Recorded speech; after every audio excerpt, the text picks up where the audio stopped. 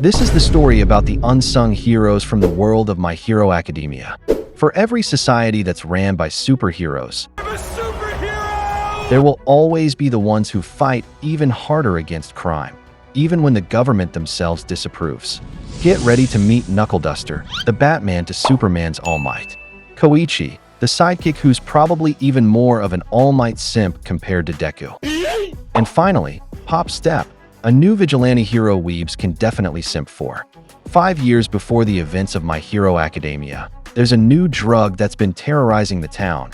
And since the heroes are too busy fighting villains, it's time that the vigilantes step up for the task of doing what our heroes can't. So let's get started.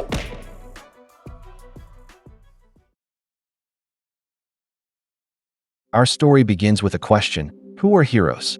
They are the chosen ones given authority by the government to use their quirks to serve society.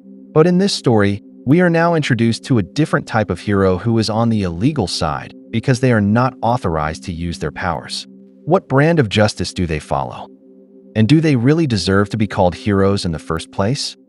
Let's first look at the present situation where our narrator, a teenage boy, is currently falling from a tall building. There is a costumed woman visible from the rooftop, and we learn from the storyteller that the drop is 30 meters down to the street. And lastly, there is also a buffed guy with a bandana lying unconscious on the street. The narrator also said that this might be the end for him because this is the worst situation he has ever experienced. In his extreme fear, he even prayed to God and also to Buddha simultaneously to ask forgiveness from all different gods. While we see a giant four-armed creature terrorizing the city, the narrator also promised that he would never forget his place again. He promised he would never again utter the words, "I want to be a hero," and other similar phrases.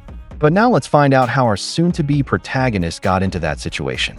Our story is set in a time when a reasonable amount of time has passed since the advent of the so-called superpowered society. We are now in a time where having powers and being special has become the new norm. And of course, this also means that the bad guys have become badder too. Like this villain who is terrorizing the city and destroying a motorcycle. For ordinary people, they should really avoid getting involved in these fights. The villain even managed to say teeth are life while eating a motorcycle. But before the villain could cause more havoc, All Might quickly arrived to slam the villain from the sky. And he also uttered his iconic line, "I am here." All the people were delighted to see him defeat the villain so quickly, and even back then, he was already considered the #1 hero. The real super people nowadays are those who can fly in the air, punch with extreme strength, and move as fast as bullets. And besides that, they also have great smiles. Before leaving, All Might first made sure to ask the civilians if any of them were injured. And after that, All Might immediately jumps with tremendous force flying into the sky.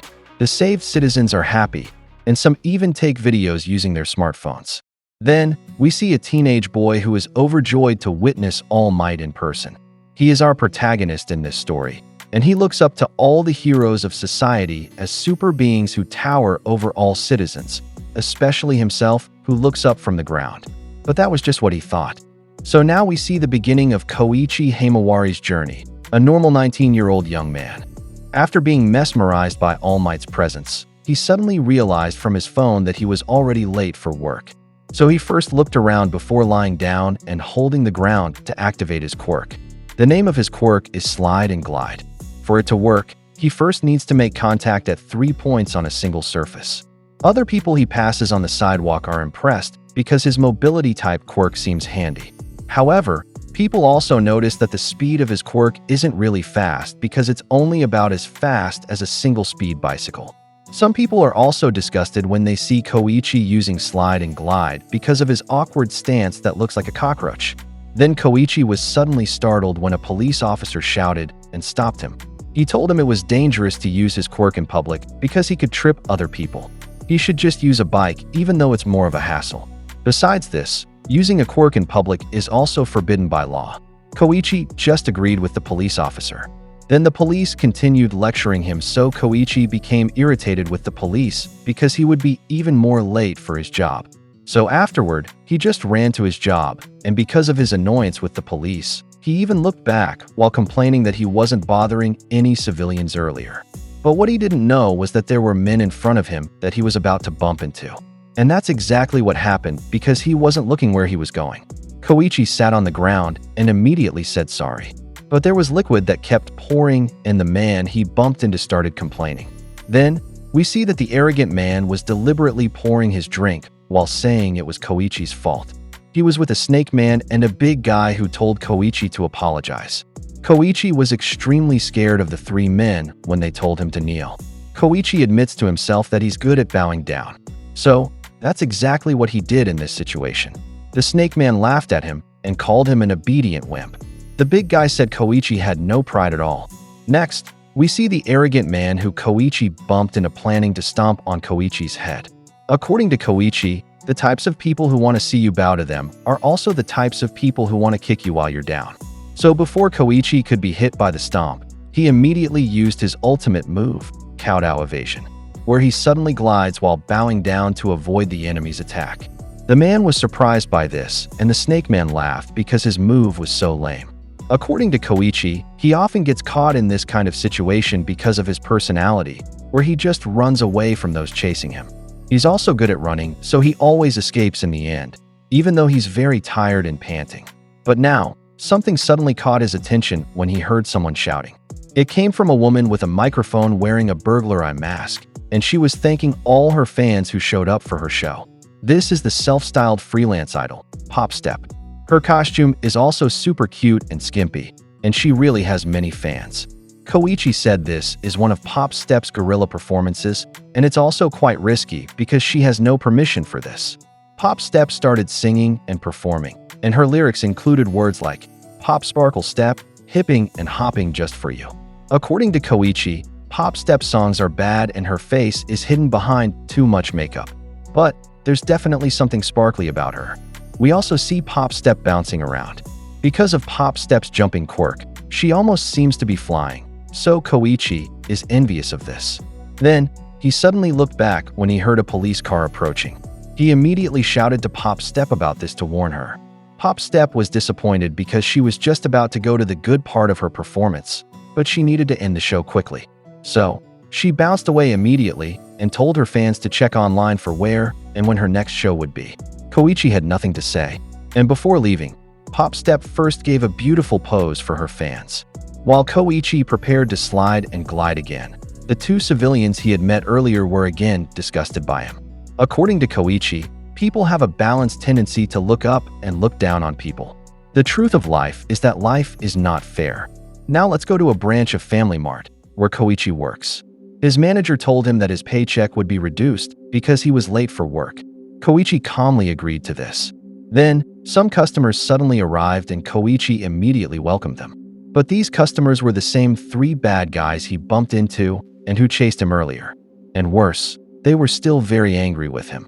The spiky hair guy was suddenly surprised when he recognized Koichi, who had no choice but to stay at the counter because it was his job.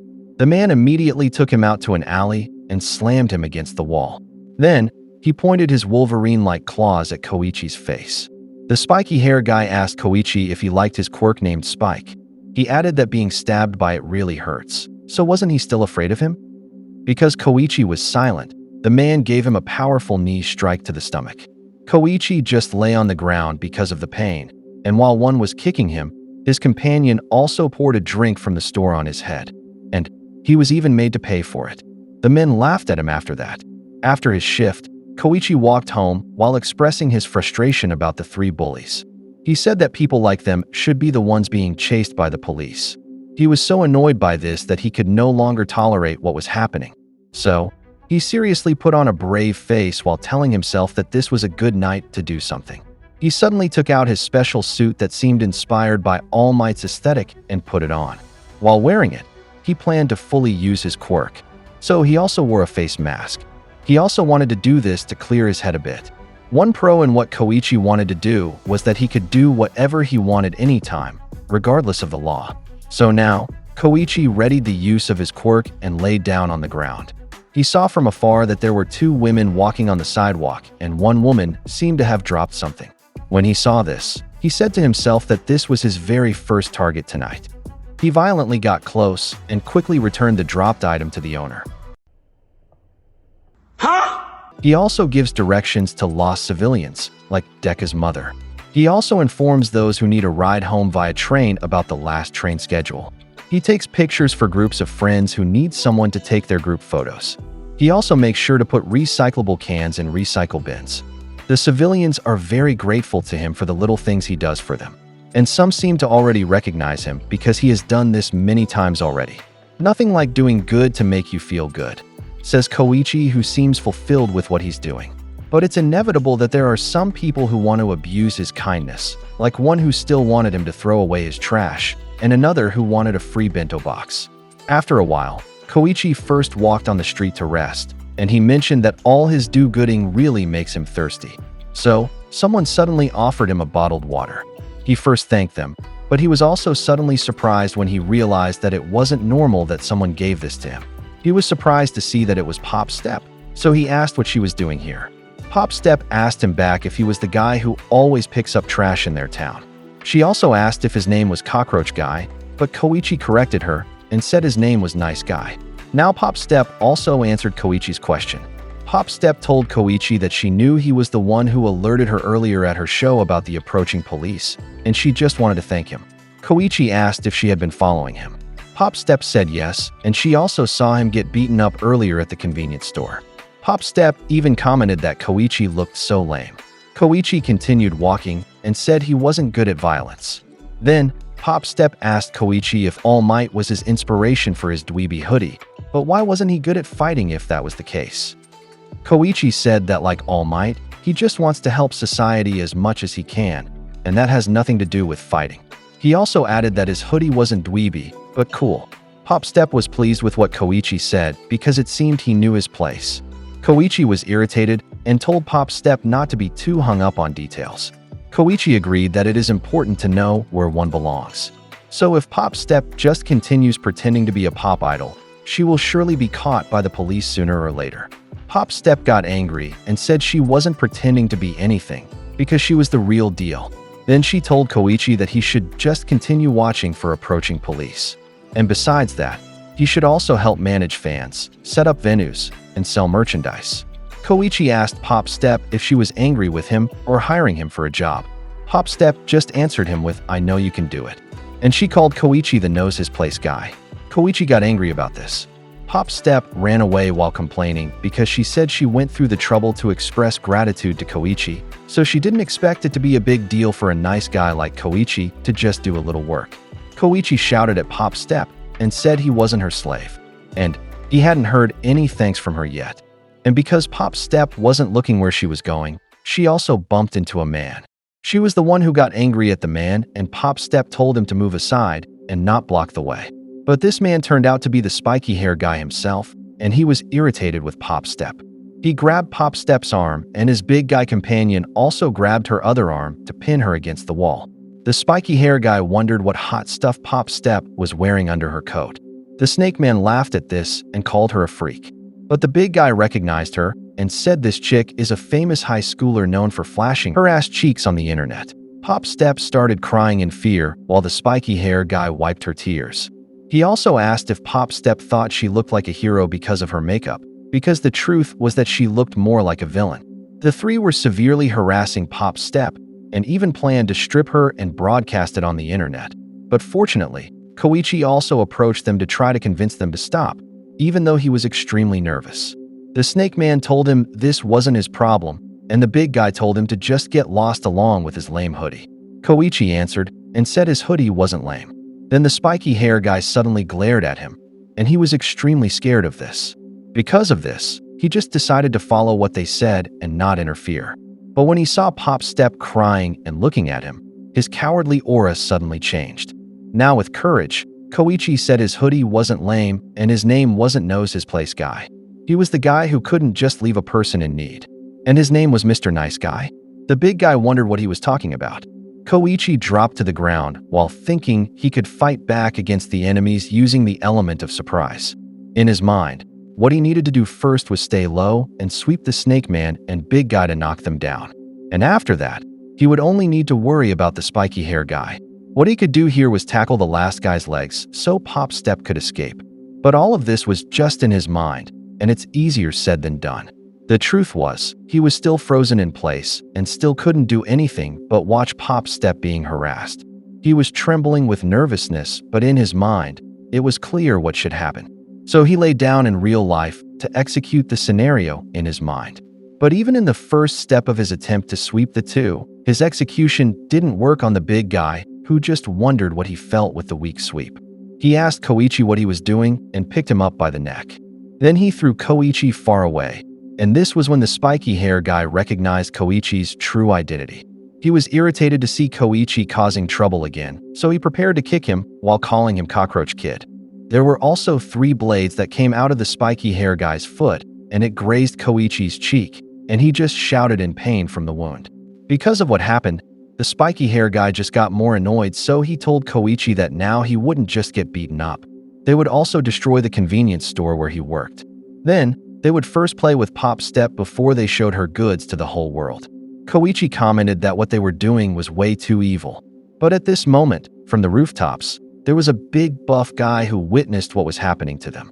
The spiky hair guy blamed everything on Koichi because he said he made him very angry.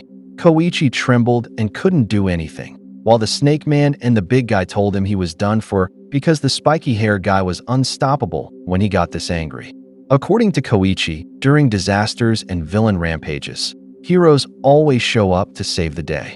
But not all the time are events so big, because there are also many everyday small-scale violence, as well as common malice just waiting for a trigger. And sometimes, even petty street thugs can kill people. Like the current situation where the spiky hair guy now has the intent to kill Koichi. Pop Step still tried to shout and ask for help from the police, but the big guy just choked her, and the snake man pretended to be afraid of the police. Next, the big guy squeezed Pop Step's cheek and asked why she didn't try asking for help from a hero like All Might. According to Koichi, All Might isn't always on call. Like now when he and Pop Step are in extreme danger, All Might can't just suddenly help them in a back alley brawl. There's no hope that All Might will suddenly drop from the sky. But while Koichi was saying this, there was another savior who jumped from the rooftop and arrived with a powerful force landing on a trash pile. Everyone was surprised by what happened, and the street thugs also wondered who suddenly landed on the trash pile. But what's even more surprising was that this buff guy was still alive and could still move. While he was still lying on the trash pile, he asked the thugs if he heard them mention All Might's name earlier, and he said All Might wouldn't show up here. Then he gave the thugs a menacing look and said All Might's line, "I'm here." The spiky hair guy just asked what the big buff guy was talking about, but he just said, "Don't sweat it." And he just didn't land properly. He also said there was enough cushion in the trash pile to reduce the impact of his fall to a level where he wouldn't suffer injuries. The spiky hair guy still couldn't understand what the big buff guy was saying and even called him a geezer. But before he could finish speaking, he suddenly received a powerful straight right punch from the big buff guy. Koichi was very surprised to see this. The spiky hair guy was thrown far away and lost consciousness, and the 2 thugs with him complained. The 2 asked what his problem was, and none of them should be doing that kind of assault. But the buff guy just said he was happy to answer questions about who he was and what he was doing. So, he introduced himself as the janitor of the Fist, Knuckle Duster, and his job was to take out trash like them. But first, Knuckle Duster asked the thugs if any of them were on drugs, like the new drug that was really bad news. He had them stick out their tongues because Knuckle Duster wanted to see something on them. But the Snake Man just expressed his confusion about what Knuckle Duster wanted, but before he could finish speaking, he immediately received a powerful punch to the stomach. Then, Knuckle Duster pulled his tongue and saw no weird colors on it. This is how he knew the Snake Man wasn't on drugs. He left the Snake Man sprawled after his inspection, and he immediately went to the big guy because he was next. He also only needed to give him 1 attack, and he also lost consciousness. But Knuckle Duster will see on his protruding tongue that he wasn't on drugs either. Knuckle Duster just complained because he said his time and energy were just wasted on these dead enders. Then he suddenly called Koichi and ordered him to help him. Koichi was surprised by this, but in his fear and nervousness, he just said he wasn't a drug user. But Knuckle Duster said that wasn't what he meant. He saw something promising in him, and he also needed an assistant. So Knuckle Duster asked for Koichi's help with his job, and in return, he promised to make him a true blue hero. Koichi was so tense that he just said he wasn't interested and started to leave. But he stopped when Knuckle Duster suddenly called him out for just lying. Knuckle Duster knew that Koichi respected All Might and had a hobby of doing good deeds, so it was impossible that he wasn't interested in doing hero work. Koichi reasoned that his quirk was goofy, so he doesn't have what it takes to be a pro. Knuckle Duster asked him why not. Koichi had nothing to answer. Knuckle Duster explained that having strong quirks and being a pro hero had nothing to do with true justice. So he asked Koichi, when the moment comes when it's clear what he needs to do, will he act or not? All you need to be a hero is the right answer to that question. Koichi suddenly became nervous about what Knuckle Duster said because it might mean he wasn't a licensed hero. Then the two suddenly heard Pop Step scream because she had been caught again by the spiky hair guy, and now he was ready to hurt Pop Step because of his anger at Knuckle Duster. Knuckle Duster immediately approached the spiky hair guy and said that just because he had a hostage doesn't mean the speed of his fist would slow down. The spiky hair guy shouted and said Pop Step wasn't his hostage because he was planning to turn her face into mincemeat. And the moment the man said this was the only satisfaction he would get tonight, Koichi immediately knew he should act at this very moment. And just as Knuckle Duster predicted about him, he was the type of hero who would act in times of need. So he slid and glided quickly to the man and gave him a lower tackle to pin him down on the ground. Pop Step was able to bounce away because of this, and Knuckle Duster told Koichi that he did a good work. Afterward, Knuckle Duster gave the bad guy a powerful punch to the face with some intensity. The bad guy flew far away to a garbage pile, and Knuckle Duster immediately checked his tongue to find out if he was on drugs. But it seemed there was really no one on drugs among the three thugs. But he still looked at the thugs' identification cards in their wallets to get their info, just in case. In Koichi's mind, gratitude wasn't what his heart was shouting at that moment. Then, Knuckle Duster suddenly told him that starting now, he would teach him what it takes to do hero work. And besides that, how good it feels to beat up villains. But while Koichi was just lying down, he knew that the person in front of him would bring more trouble to his life. So he just told him that he refused his offer. Nani? After a while, we see the three thugs walking home together with their bodies in pain. The spiky hair guy's face was full of bruises when he said he would make the cockroach kid and grappling Grandpa pay. But the big guy just said it might be better if they just avoided them. Then, a salaryman suddenly got their attention and mentioned that their injuries and wounds to their bodies and spirits seemed painful. The thugs asked who he was, and his only answer was that he had the medicine they needed. He opened a briefcase that contained 6 vials of drugs. And this seems to be exactly the drugs that Knuckle Duster was hunting for earlier. The next day, Knuckle Duster and Koichi talked inside an apartment building. And here Knuckle Duster learned that Koichi Himawari was only 19 years old and a freshman at Hitonami College. But he only found this out because he went through Koichi's wallet. He told the young man that he should call him master. But Koichi just repeated to Knuckle Duster what he said last night, that he didn't want to be his apprentice. Then, he asked Knuckle Duster to leave his residence. But instead of leaving, Knuckle Duster even opened Koichi's fridge and complained because it only contained barley tea. Then when he saw beer, he confiscated it because Koichi was supposedly underage. Koichi was frustrated because Knuckle Duster really wasn't listening to him. And while he was opening the can of beer, let's go back to what happened last night when the Snake Man and the big guy injected themselves with the vials of drugs they received from the mysterious salaryman. They didn't feel anything at first, but after just a few seconds, wings suddenly emerged from Snake Man's arm that resembled the wings of a pterodactyl. The Snake Man was delighted with the quirk boost he received, and now he was a legitimate pterodactyl. We also see the big guy who previously had just a small flame on his crown, who now had an even more buffed body and more flames scattered across his body. According to Knuckle Duster, this drug is called Trigger. It's a quirk booster with the side effect of weakening the user's ability to reason. So essentially, it turns normal people into villains. Last night, we see that the two thugs used the drugs first, and it seems the spiky hair guy had some initial hesitation about using the drugs. According to Knuckle Duster, this is why villains frequently suddenly pop out of nowhere all over town, and they need to do something about it. Koichi asked Knuckle Duster why they couldn't just wait for heroes and police to catch the bad guys. But that won't happen, according to Knuckle Duster. He explained that these pop-up villains using the trigger drug could emerge from the crowd at any time. The police and heroes are always stuck chasing after them. And because these villains blend into the crowd, This is where Knuckle Duster and Koichi's role comes in. Koichi didn't seem interested in Knuckle Duster's plan, so he asked him if he was really suggesting that the two of them should act. Knuckle Duster agreed and said what they needed to do was check the tongues of every suspicious-looking character on the streets. Koichi wondered why they needed to inspect tongues. Knuckle Duster explained that one of the side effects of the trigger drug is that it makes the user's tongue color dark, almost pitch black.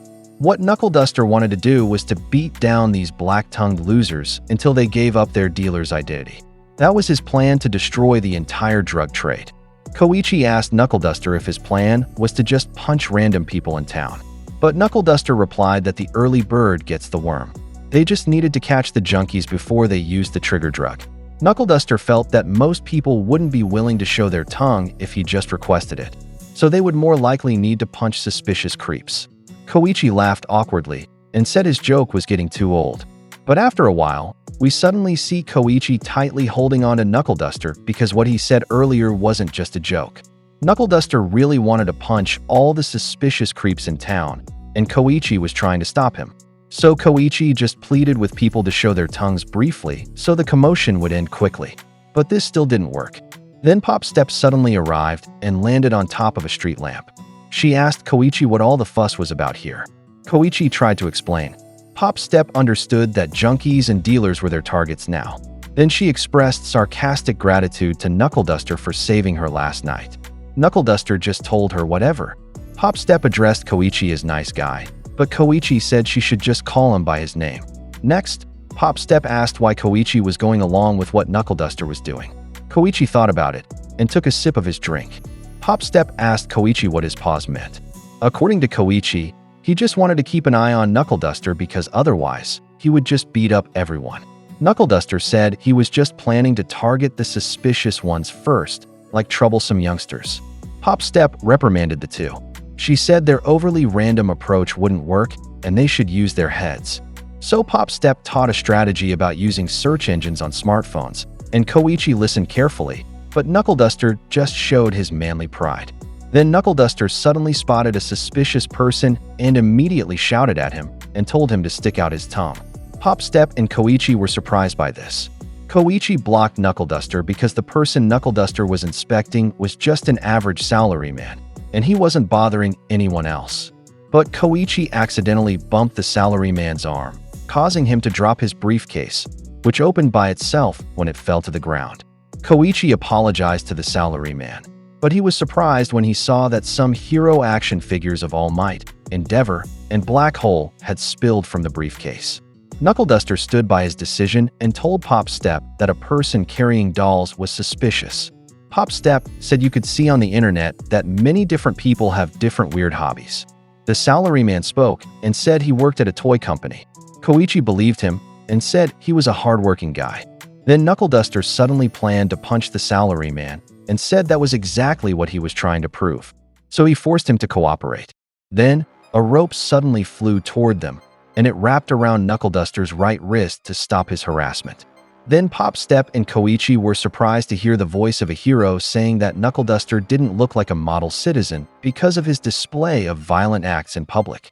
The hero thought Knuckle Duster was one of the instant villains that had been suddenly popping up recently. And this hero was none other than Aizawa, the Erasure hero, known as Eraserhead. The two recognized him, but it seemed Pop Step didn't know him. Eraserhead said he was off duty now and was just a good Samaritan. Knuckle Duster said he and Aizawa were the same. Koichi was afraid when he realized that Eraserhead actually thought the three of them were villains. Pop Step shouted and told Eraserhead not to include her with the two.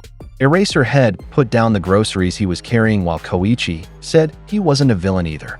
And now, the face-off between Aizawa and Knuckle Duster began. Knuckle Duster immediately threw a fist at Eraserhead, but he easily dodged it by going down. And as a counter, he immediately used his capturing weapon to catch Knuckle Duster's right hand that he used to punch. Then Eraserhead pulled the rope to increase the force of his flying kick toward Knuckle Duster's cheek. Pop Step and Koichi were afraid for Knuckle Duster because he seemed like a madman taking on a pro hero. But Knuckle Duster just smiled at the kick he received, and while Eraserhead was still holding onto his rope, Knuckle Duster forcefully swung him toward the sky. But Eraserhead quickly recovered from being thrown and regained his balance by planting his feet on a tree trunk. He thought that Knuckle Duster's quirk seemed to be a durability-based quirk, but even so, it was just a fool's errand to face someone like Aizawa. So he used his erasure quirk on Knuckle Duster. Meanwhile, we see the salaryman getting nervous. But he became even more nervous when Koichi profusely apologized to him for the intimidation they did to him, and also asked for his help. Koichi requested that the salaryman explain to Eraserhead that the three of them weren't bad guys. But the salaryman just ran away and said he was in a hurry. Koichi just let the salaryman leave because he thought they couldn't blame him either. But Popstep noticed something about him and suddenly thought about it. She noticed that the salaryman's appearance seemed familiar now that she saw him from behind. Looking at pictures of multiple incidents, she noticed that this salaryman was always present at each scene. Because of this, she told Koichi that the salaryman might know something about the instant villain's case. Because the salaryman heard Popstep's suspicion about him, he rushed to run away. This confirmed Popstep's suspicion. Meanwhile, we see Knuckle Duster receiving a powerful kick to the face from Eraserhead.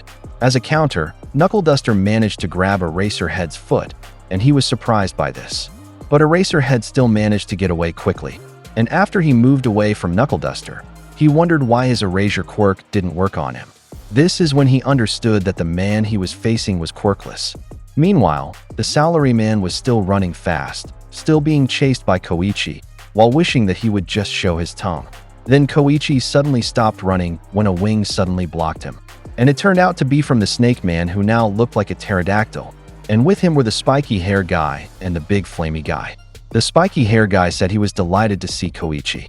Koichi was extremely surprised and scared of the three, and while the spiky hair guy was saying he was sick of Koichi always one-upping them, he injected himself with the trigger drug. Koichi was extremely shocked when he witnessed the transformation of the spiky hair guy's appearance during the quirk boost right in front of him. Now the three street thugs had become full-fledged villains and were excited to make Koichi pay. Let's go back to the fight between Knuckle Duster and Eraserhead, where we see the two of them both stopping their movements first. Knuckle Duster arrogantly asked Eraserhead if he was okay because he finished the fight so quickly, but Eraserhead just dusted his hand on his clothes and apologized properly to Knuckle Duster for a misunderstanding. Eraserhead really had no reason to detain Knuckle Duster because, first of all, there hadn't been any improper use of quirks in the area. He had just mistaken him for a villain. Knuckle Duster agreed with what he said while taking a cigarette from his pocket. Eraserhead apologized to him, while he just ignored him and just lit his cigarette. In Eraserhead's mind, Knuckle Duster was a brazen person. He was a suspicious character, but he wasn't guilty of any crime. And because his erasure quirk didn't work on him, it meant he was a quirkless man who was a tough old bastard. Eraserhead was still planning to report Knuckle Duster to the police, but he was suddenly distracted when he heard civilians suddenly running away because they were being attacked by villains. Koichi continued running away from the three street thug villains. And in his anger, the spiky hair guy used his boosted quirk to throw a terrifying spiky ball at Koichi. Koichi still managed to dodge it, but it almost hit him. He still lost his balance while quickly sliding away, and the big flamey guy immediately approached him and asked if he had forgotten him. From Koichi's fearful reaction, it seemed he did remember him. But before the enemy could move, we suddenly see Knuckle Duster already behind him, ready to hit him with a whole brick block. He received a critical hit to his nape, and this immediately knocked him down. Koichi was so surprised that he didn't realize he had called Knuckle Duster Master before calling him Mr. Knuckle. Next, the spiky hair guy just planned to attack them, but he was suddenly dragged on the ground when Eraserhead's controlling weapon caught him. The enemy was surrounded by ropes all over his body and could no longer move. Then Eraserhead stepped on him and said that taking down villains like them was the very job of a hero. And Eraserhead also complained that today was really supposed to be his day off. Knuckle Duster ran to Koichi to ask where Popstep had gone. Koichi pointed out to Knuckle Duster that Popstep was currently chasing the enemy's salaryman. Popstep quickly caught up to the salaryman because of her quirk, but she didn't know that the pterodactyl snake man who was protecting the salaryman was also chasing her. So he caught up to Popstep and managed to kick her in the back. But this created a domino effect, and Popstep also pushed the salaryman, causing him to drop his hero dolls. But at this moment, his tongue came out, and the salaryman's appearance became malicious due to his current stress. His tongue was long, and his eyes were also scary to see. He immediately popped off the head of the All Might doll after picking it up, and we see that it was just a case for a trigger drug vial that he immediately injected into his neck. And this immediately transformed his body, which scared Pop Step to see. As the salaryman's quirk was boosted, he also transformed into a dark, creepy giant with 4 arms. Knuckle Duster and Koichi were also surprised when they saw their new giant enemy, who now had a tight grip on Pop Step and the pterodactyl Snake Man. This supervillain was taller than 7-story buildings. This caused 3 reactions from civilians. Some wanted to run, others first took pictures, and others had the urgency to call heroes. The giant also grabbed a car, and he was just like a child waving the Snake Man and Pop Step like toy dolls. Then, from the air, we suddenly see Knuckle Duster swinging from his grappling hook and delivering a powerful double kick to the giant's face. Because the giant was hurt by this, he released his grip on Pop Step. Then he hit Knuckle Duster, who seemed to be badly hurt. Fortunately, Knuckle Duster landed on a roof tent, which helped soften the impact of his landing on the sidewalk after it tore. Koichi panicked for him and called Knuckle Duster Master again. After this, Pop Step finally fell and screamed. Koichi heard her and suddenly became worried about her. Pop Step couldn't fly independently because her quirk, Leap, required a foothold to activate. If he just let Pop Step fall, the impact of her landing on the street would surely be strong. So Koichi didn't think twice about touching the ground and activating his quirk. Koichi remembered Pop Step's question earlier about why he was accompanying Knuckle Duster in patrolling the streets. And Koichi finally admitted to himself the obvious answer. It was because he wanted to be a hero. While we see Koichi's emotions and drive intensifying, it seems the very strength of his quirk was also intensifying. Koichi also admitted that at this point, he had no hope of becoming a pro hero. But even so, he still slid and glided up the side of a tall building toward Pop Step. Now, all he wanted to do was just fly in the air briefly to catch Pop Step. And the moment he came into contact with her, Pop Step immediately leaped off from him toward a nearby rooftop. And this is where what we witnessed earlier came full circle, where Koichi was just falling in the air. In his mind, he immediately regretted his decision to try to fly.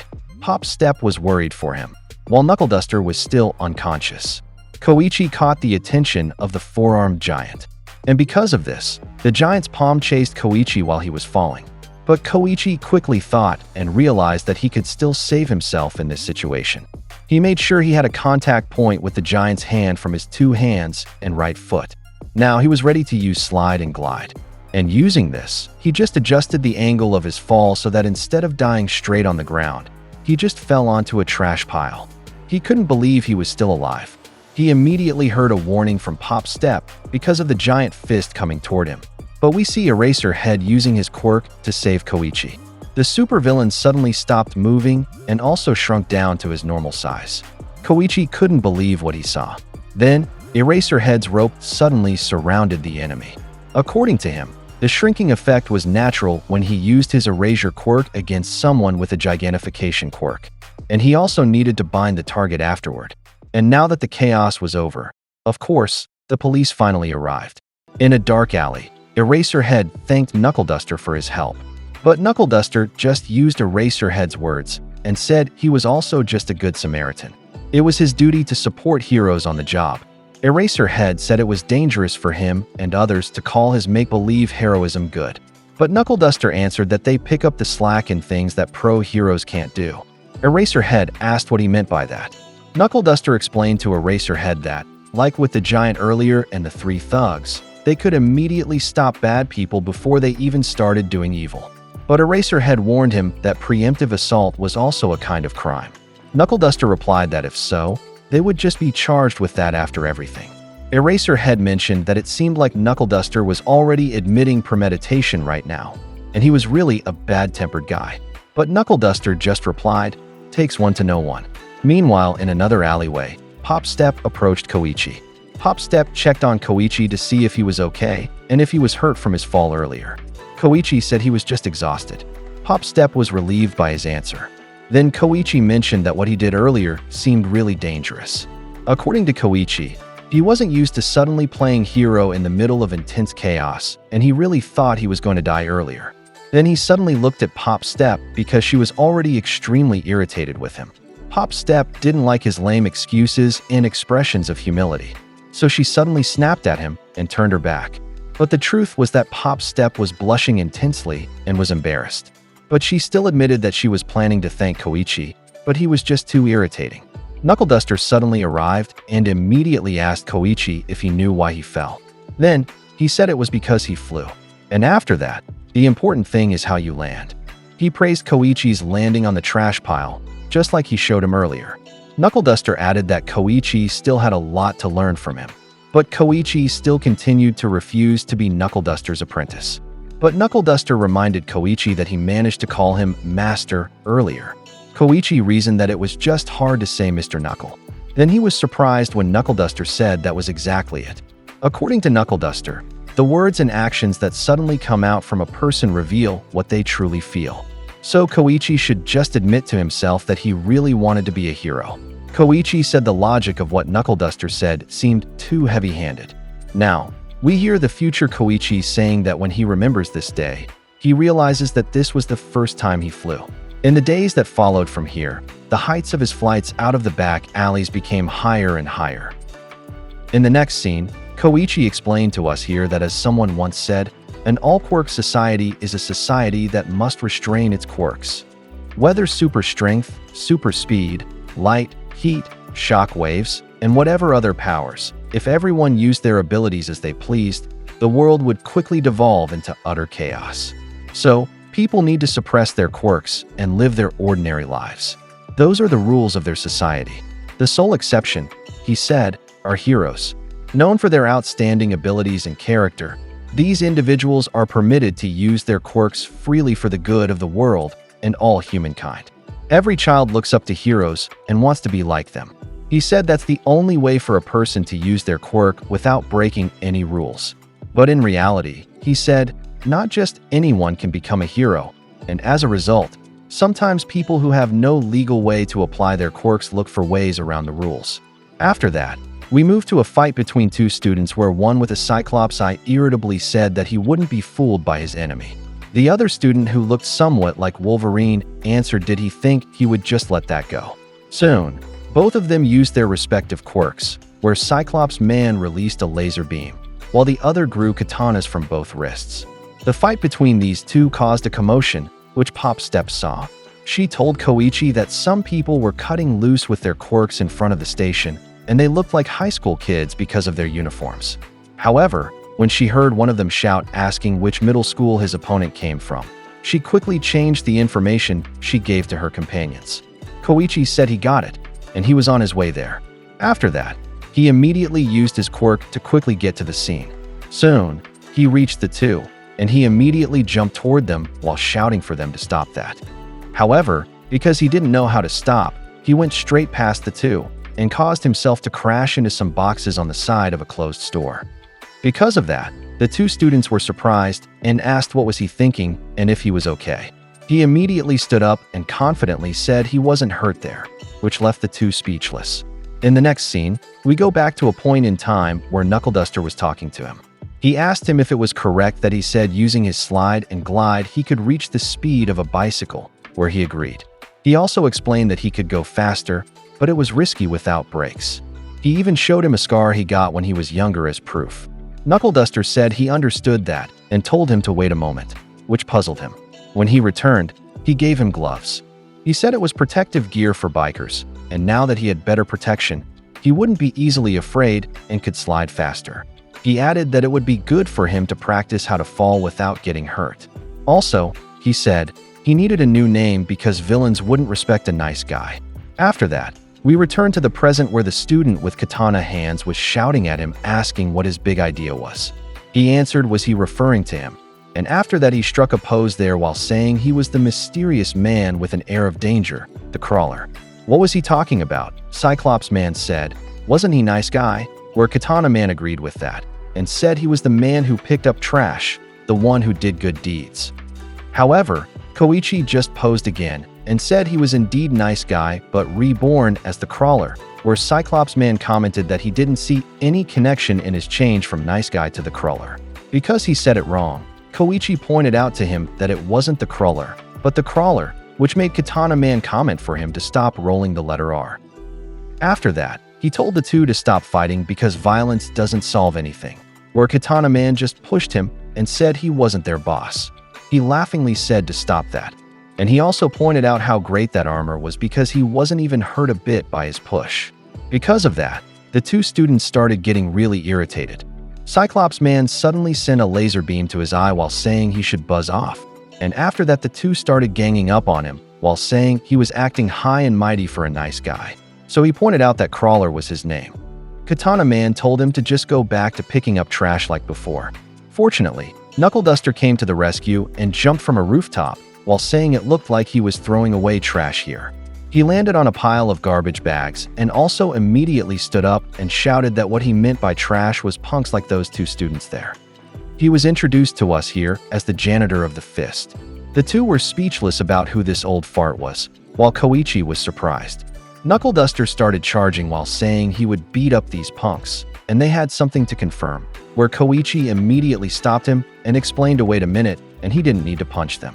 He asked if why was that always his plan A, so he said it was faster if he did that, and it was more refreshing.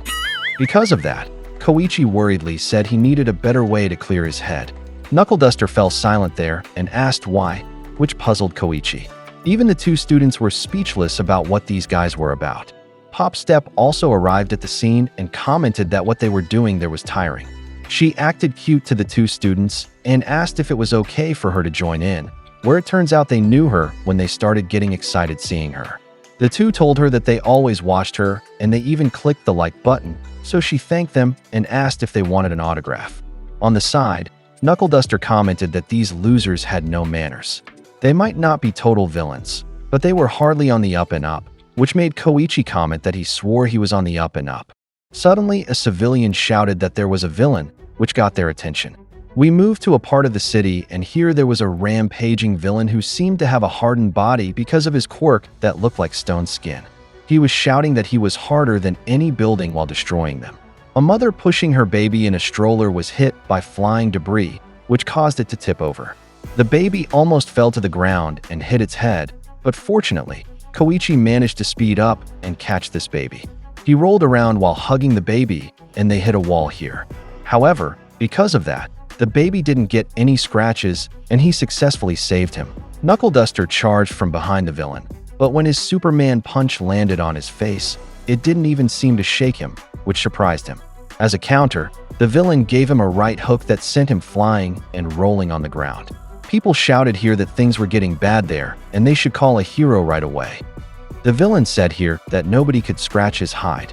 He also started laughing, and while doing this, his tongue came out with a black hue at the tip, which caught Koichi and Knuckle Duster's attention. They were reinvigorated and charged together, while the two students seemed surprised by what they saw. Pop Step commented there that, as she was saying earlier, Trigger was the dangerous drug that turned a normal person into a full-on villain. She also told them that they were just some volunteers trying to stop its spread. When we returned to the fight situation, the villain charged at Koichi while shouting that he was a superhuman and Koichi was just trash. Koichi grabbed one of the villain's knees here while he was shouting that scampering around his feet wouldn't do any good. Fortunately, it turns out he also had armor under his hoodie, and he had practiced how to fall safely. When he got back to his form, he slid again toward the villain while the villain was still focused on the charging Knuckle Duster.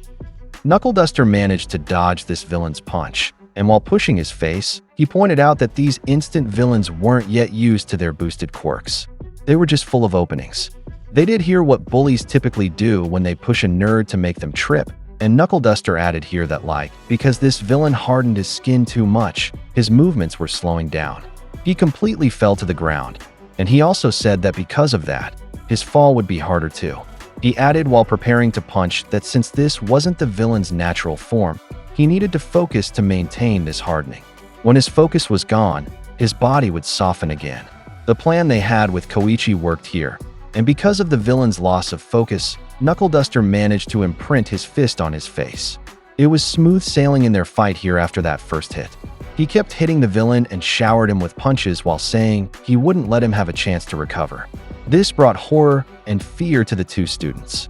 Soon, the enemy was brought down, and Knuckle Duster commented there that armor would be useless if you're not ready to use it properly, and this is what happens when you get cocky. Koichi seemed affected by this because he also wore armor. After that, now that the villain was knocked out, the hardening on his body disappeared. Knuckle Duster ordered Koichi to take a picture of the man and also check his ID, but because his face was so beaten up from Knuckle Duster's punches, they couldn't get a clear picture. After that, they just tied up the man and searched him, but they couldn't find any ID there, while Katana Man asked if they had done this before. The baby's mother thanked them, where Pop Step just brushed it off. Because they couldn't get an ID, Koichi was forced to just take a picture of the man's face, and Knuckle Duster pulled out his tongue here. Cyclops Man wondered why they were taking a picture of his tongue, so Pop Step pointed out that a person's tongue turns black when they use trigger. She also told these two to watch their classmates and make sure they don't use such things, and if anything happens, they should just contact her. At this point, it had sunk into the two that drugs were bad. After that, the police arrived here, so they quickly left the scene. Before leaving, Pop Step acted cute to the two again and said goodbye, so those two blushed while watching them escape. In the next scene, Koichi explained to us that every child wants to be a hero. But in reality, not everyone can become a hero. Sometimes individuals with no legal way to apply their quirks look for ways around the rules. Some let their powers run wild in everyday life. Some transform themselves to become real live monsters, while others find their own ways to become heroes. After that, before Koichi and company left the scene, the two students asked who they were, so he introduced them as the new mysterious heroes Knuckle Duster and the Crawler. The two students were speechless there, and soon the police arrived at the scene. There was a man who started asking here who the suspect was, where the police answered that he wasn't in the villain compendium and they were currently trying to check the ordinary quirk registry. According to the local police, the suspect's quirk included hardening, super strength, and a little gigantification, which made this man comment that it was a flashy set. The police he was talking to agreed and said that they should be able to get matching information quickly because hybrid quirks were rare. However, the man noticed here that it likely wouldn't be found in the existing database, which puzzled the police he was talking to. He stopped the paramedic from putting the man on the stretcher into the ambulance, and when he looked at him closely, his guess was correct that there was discoloration around the mouth due to damage to blood flow, a side effect of using idiotrigger. It turns out the police talking to this man was Sansa Temagawa, and when he was about to say what he thought, the man already agreed that this man was one of the so-called instant villains. After that, Sansa also noticed that the man on the stretcher was severely beaten, prompting the man to ask which hero was responsible. He warned that going overboard like this could cost that hero their license. He explained that eyewitnesses said there was a pair of heroes who fought that man, but they had no reports of any heroes being dispatched to this place. The man fell silent here and commented that if that was the case, it was like what happened with the giant villain the other day. After that, it was shown to us that the man was Detective Tsukuchi, and he added that it seemed they had unlicensed, illegal heroes on the loose. Vigilantes. Whoever they were, Sansa said, they took down the villain, so shouldn't all's well that ends well apply? In response, Tsukachi cautioned him to be careful with such statements, pointing out that this was a reckless way of thinking. He said that law exists for a reason. Whether they're fighting villains or not, vigilantism is a crime. In the next scene, we move to Koichi's house. Here, Pop Step saw on the internet that what went down today is the talk of the town, to which Koichi excitedly asked what do they think of the new heroes. However, Pop Step said that the people are calling Knuckle Duster and him Weird Fist Brandpa and Crawler, making him shout that his name is the Crawler. In the next scene, Present Mike appeared with his flashy self, saying he's here to answer the question what's that for all his readers and listeners. The question he'll answer today is what's a vigilante? He explained here that vigilantes are people who decided to take the law into their own hands. He said they were the heroes before there were heroes, back when the superpowered society was just beginning.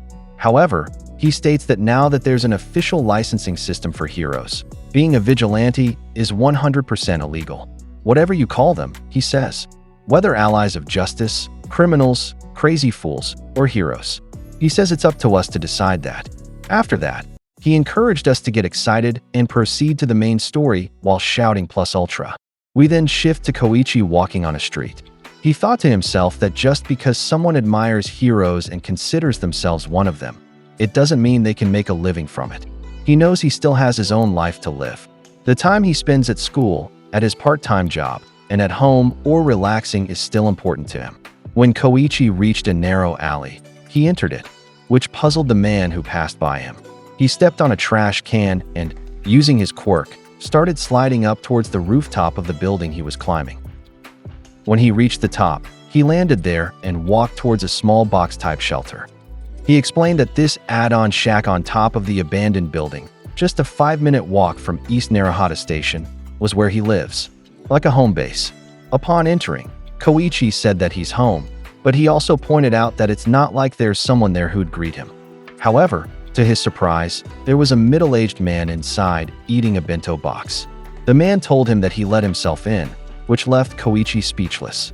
Because of this, he became worried and wondered why there was an old man he didn't know inside his house, eating a bento box, drinking beer, watching TV, and generally just relaxing. He fearfully accused the man of being a thief and said he would call the police. The man calmed him down, and when he put on a bandana, Koichi recognized that it was Knuckle Duster. Knuckle Duster asked him if he understood now that he wasn't a threat, to which Koichi replied that the jury was still out on that since he was kind of threatening to begin with. After that, he pointed out that wait a minute, the front door was still locked, so Knuckle Duster said he came in through the window. Because of this, Koichi turned to look at his window and was stunned when he saw that it was broken near the opening. He got some duct tape to cover the broken part, but he was interrupted when someone rang his doorbell. When he opened it, he was greeted by what appeared to be a high school nerdy girl carrying a duffel bag and briefcase. Koichi wondered if he knew this girl, and as she bowed, she forcefully entered his house, causing Koichi to jump aside. He immediately tried to stop her and asked who this girl was while she started applying makeup. It wasn't long before she finished fixing herself up, and it turned out she was Pop's Step, which left him speechless.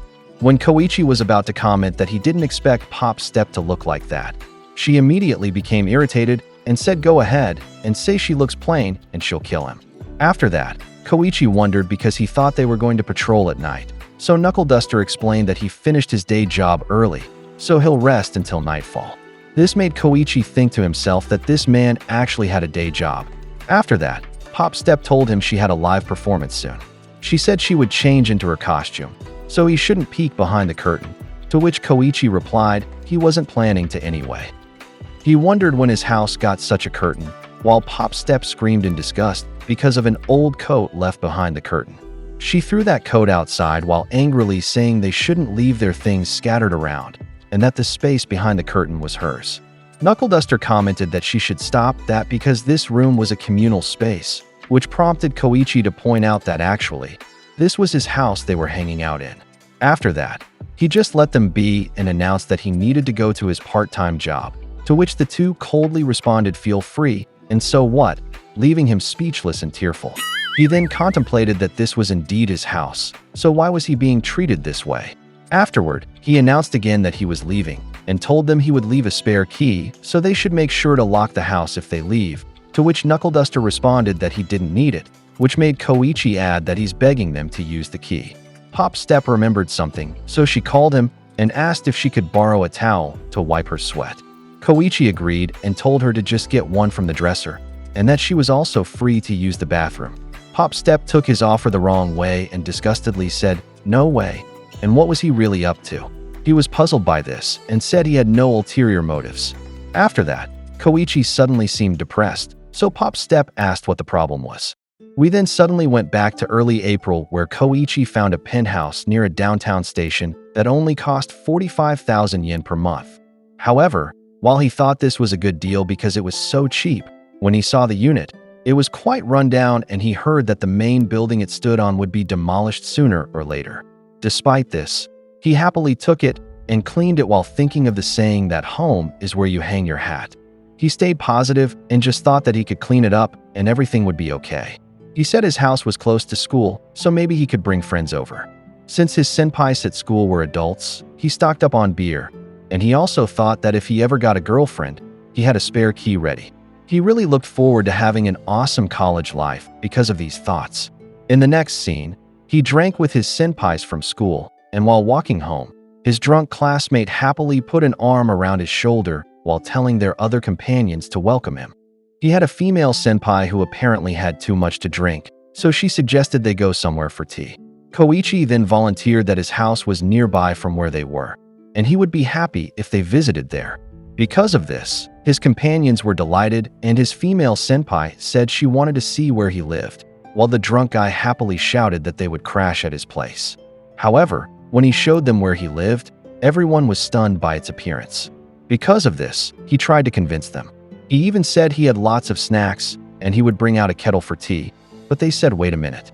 In the next scene the following day, while Koichi was on campus, he tried to talk to one of his companions and asked about their experience yesterday. However, they seemed to be avoiding him while he was saying it was too bad they were all in a hurry, but he hoped they could hang out again sometime. He started to wonder about this when his classmates began running away, and while walking, he could hear their gossip about him. They thought he was a creep because he kept trying to get both guys and girls to come to an abandoned building. Someone even said who would have thought that such a friendly-looking guy would turn out to be that creepy. They said no one could tell what a weirdo like him does in the shadows. Because of this issue, his planned college debut failed.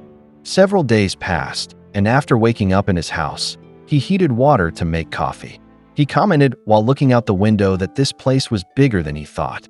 He got this house because he thought he would have friends visiting, but all of that was thrown away, which disappointed him. He explained here that the college lifestyle he expected wasn't anything like what was happening to him now. We return to the present where Koichi asks if Pop Step now understands how traumatizing that was for him. Pop Step responded speechlessly with a yes, and pointed out didn't he have work he needed to go to which he agreed dejectedly. In the next scene, Pop Step started her live show in the streets and happily asked her cheering fans if they were pumped up. She showed them her booty cheeks, so they urged her to dive. She even gave someone a handshake from a building's balcony. She jumped onto a signage and said they would start her next song. While this was happening, there was a fan quietly admiring her from behind the crowd. He tried to squeeze through other fans because he wanted to shake her hand, but another fan immediately pushed him and yelled that he couldn't cut in line to get to the front. Someone approached this fan and asked if he was okay, and it turned out to be the man with the katana hands quirk who they stopped Pop Step from fighting with earlier, and he said he understood the kid, but he couldn't push other people. His former opponent with Cyclops eyes was also here and said he agreed with what the katana hands man said, but nevertheless, Pop Step was really a cutie pie, so they understood the feeling of wanting to get close to her or wishing they could touch her. However, he said, he might make that cutie cry if it was always just about himself. He explained that it's a man's role to know his place, so the fans should just hang on and cheer from the sidelines, while Katana Man commented that he was good with words. Cyclops Man agreed, and while charging his laser eyes, he said to turn his overflowing emotions into light. He suddenly released a powerful laser beam towards the sky and called it Meganetic Blaster while shouting to do it and let his love explode. Cyclops Man called out to Pop Step while doing this, so he got her attention and she thought that was cool. Pop Step happily thanked him for giving his heart in that cheer. Cyclops Man blushed at this, while Katana Man got irritated at him because just took all the attention. He asked what happened to what he was saying earlier about a man's role. While the two were fooling around, the fan who was pushed earlier suddenly spoke and told them to be quiet while taking out a vial and showing his black tongue. The two wondered about him, while this fan suddenly stuck the vial he was carrying into his neck, causing him to transform into a large eel-like creature.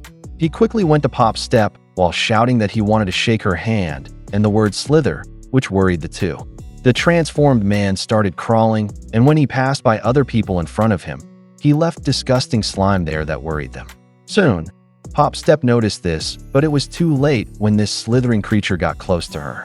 While this was happening, we go to Koichi's situation where his shift at his part-time job had just ended. He was proud of his hard work today, saying his timing seemed perfect to have time to lie down before their night patrol. Suddenly, Pop Step ran past his front while being chased by this transformed fan, which made him wonder and left him speechless. Pop Step continued running and jumping to escape her obsessed fan, but he wouldn't give up. She asked him what he wanted and pointed out that he was ruining her show. After Koichi changed into his costume, he He quickly followed Pop's step where he met the two friends. He asked what the commotion was about, while Katana Man called him Crawler, so he pointed out again that his name was Crawler. Knuckle Duster also arrived there and appeared behind them, which startled and scared them.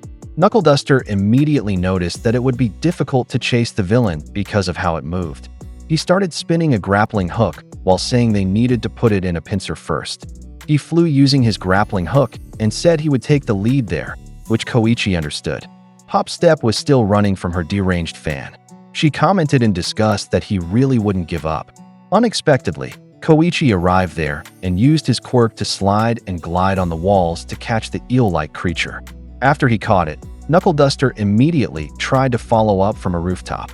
However, when he tried to punch the fan, his fist just slipped off, and even Koichi's grip came loose because of this. Knuckle Duster landed on Koichi, which caused them both to fall, and the friends asked if they were okay. While they were still piled on top of each other, Koichi told his companions that their opponent's body was too slippery. Knuckle Duster noticed a udon shop beside them, and we suddenly returned to Pop Step's running situation. Her phone rang here, and we suddenly shifted scenes again where it seemed she had managed to hide from her fan.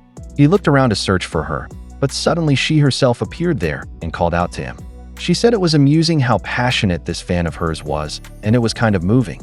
So as a special favor, she said they could have a special handshake meeting, just the two of them. After that, it was shown that the reason her phone rang earlier was because Koichi called her and said that apparently the fan chasing her only wanted a handshake. He said she should just give him what he wants and maybe he'll back off after that.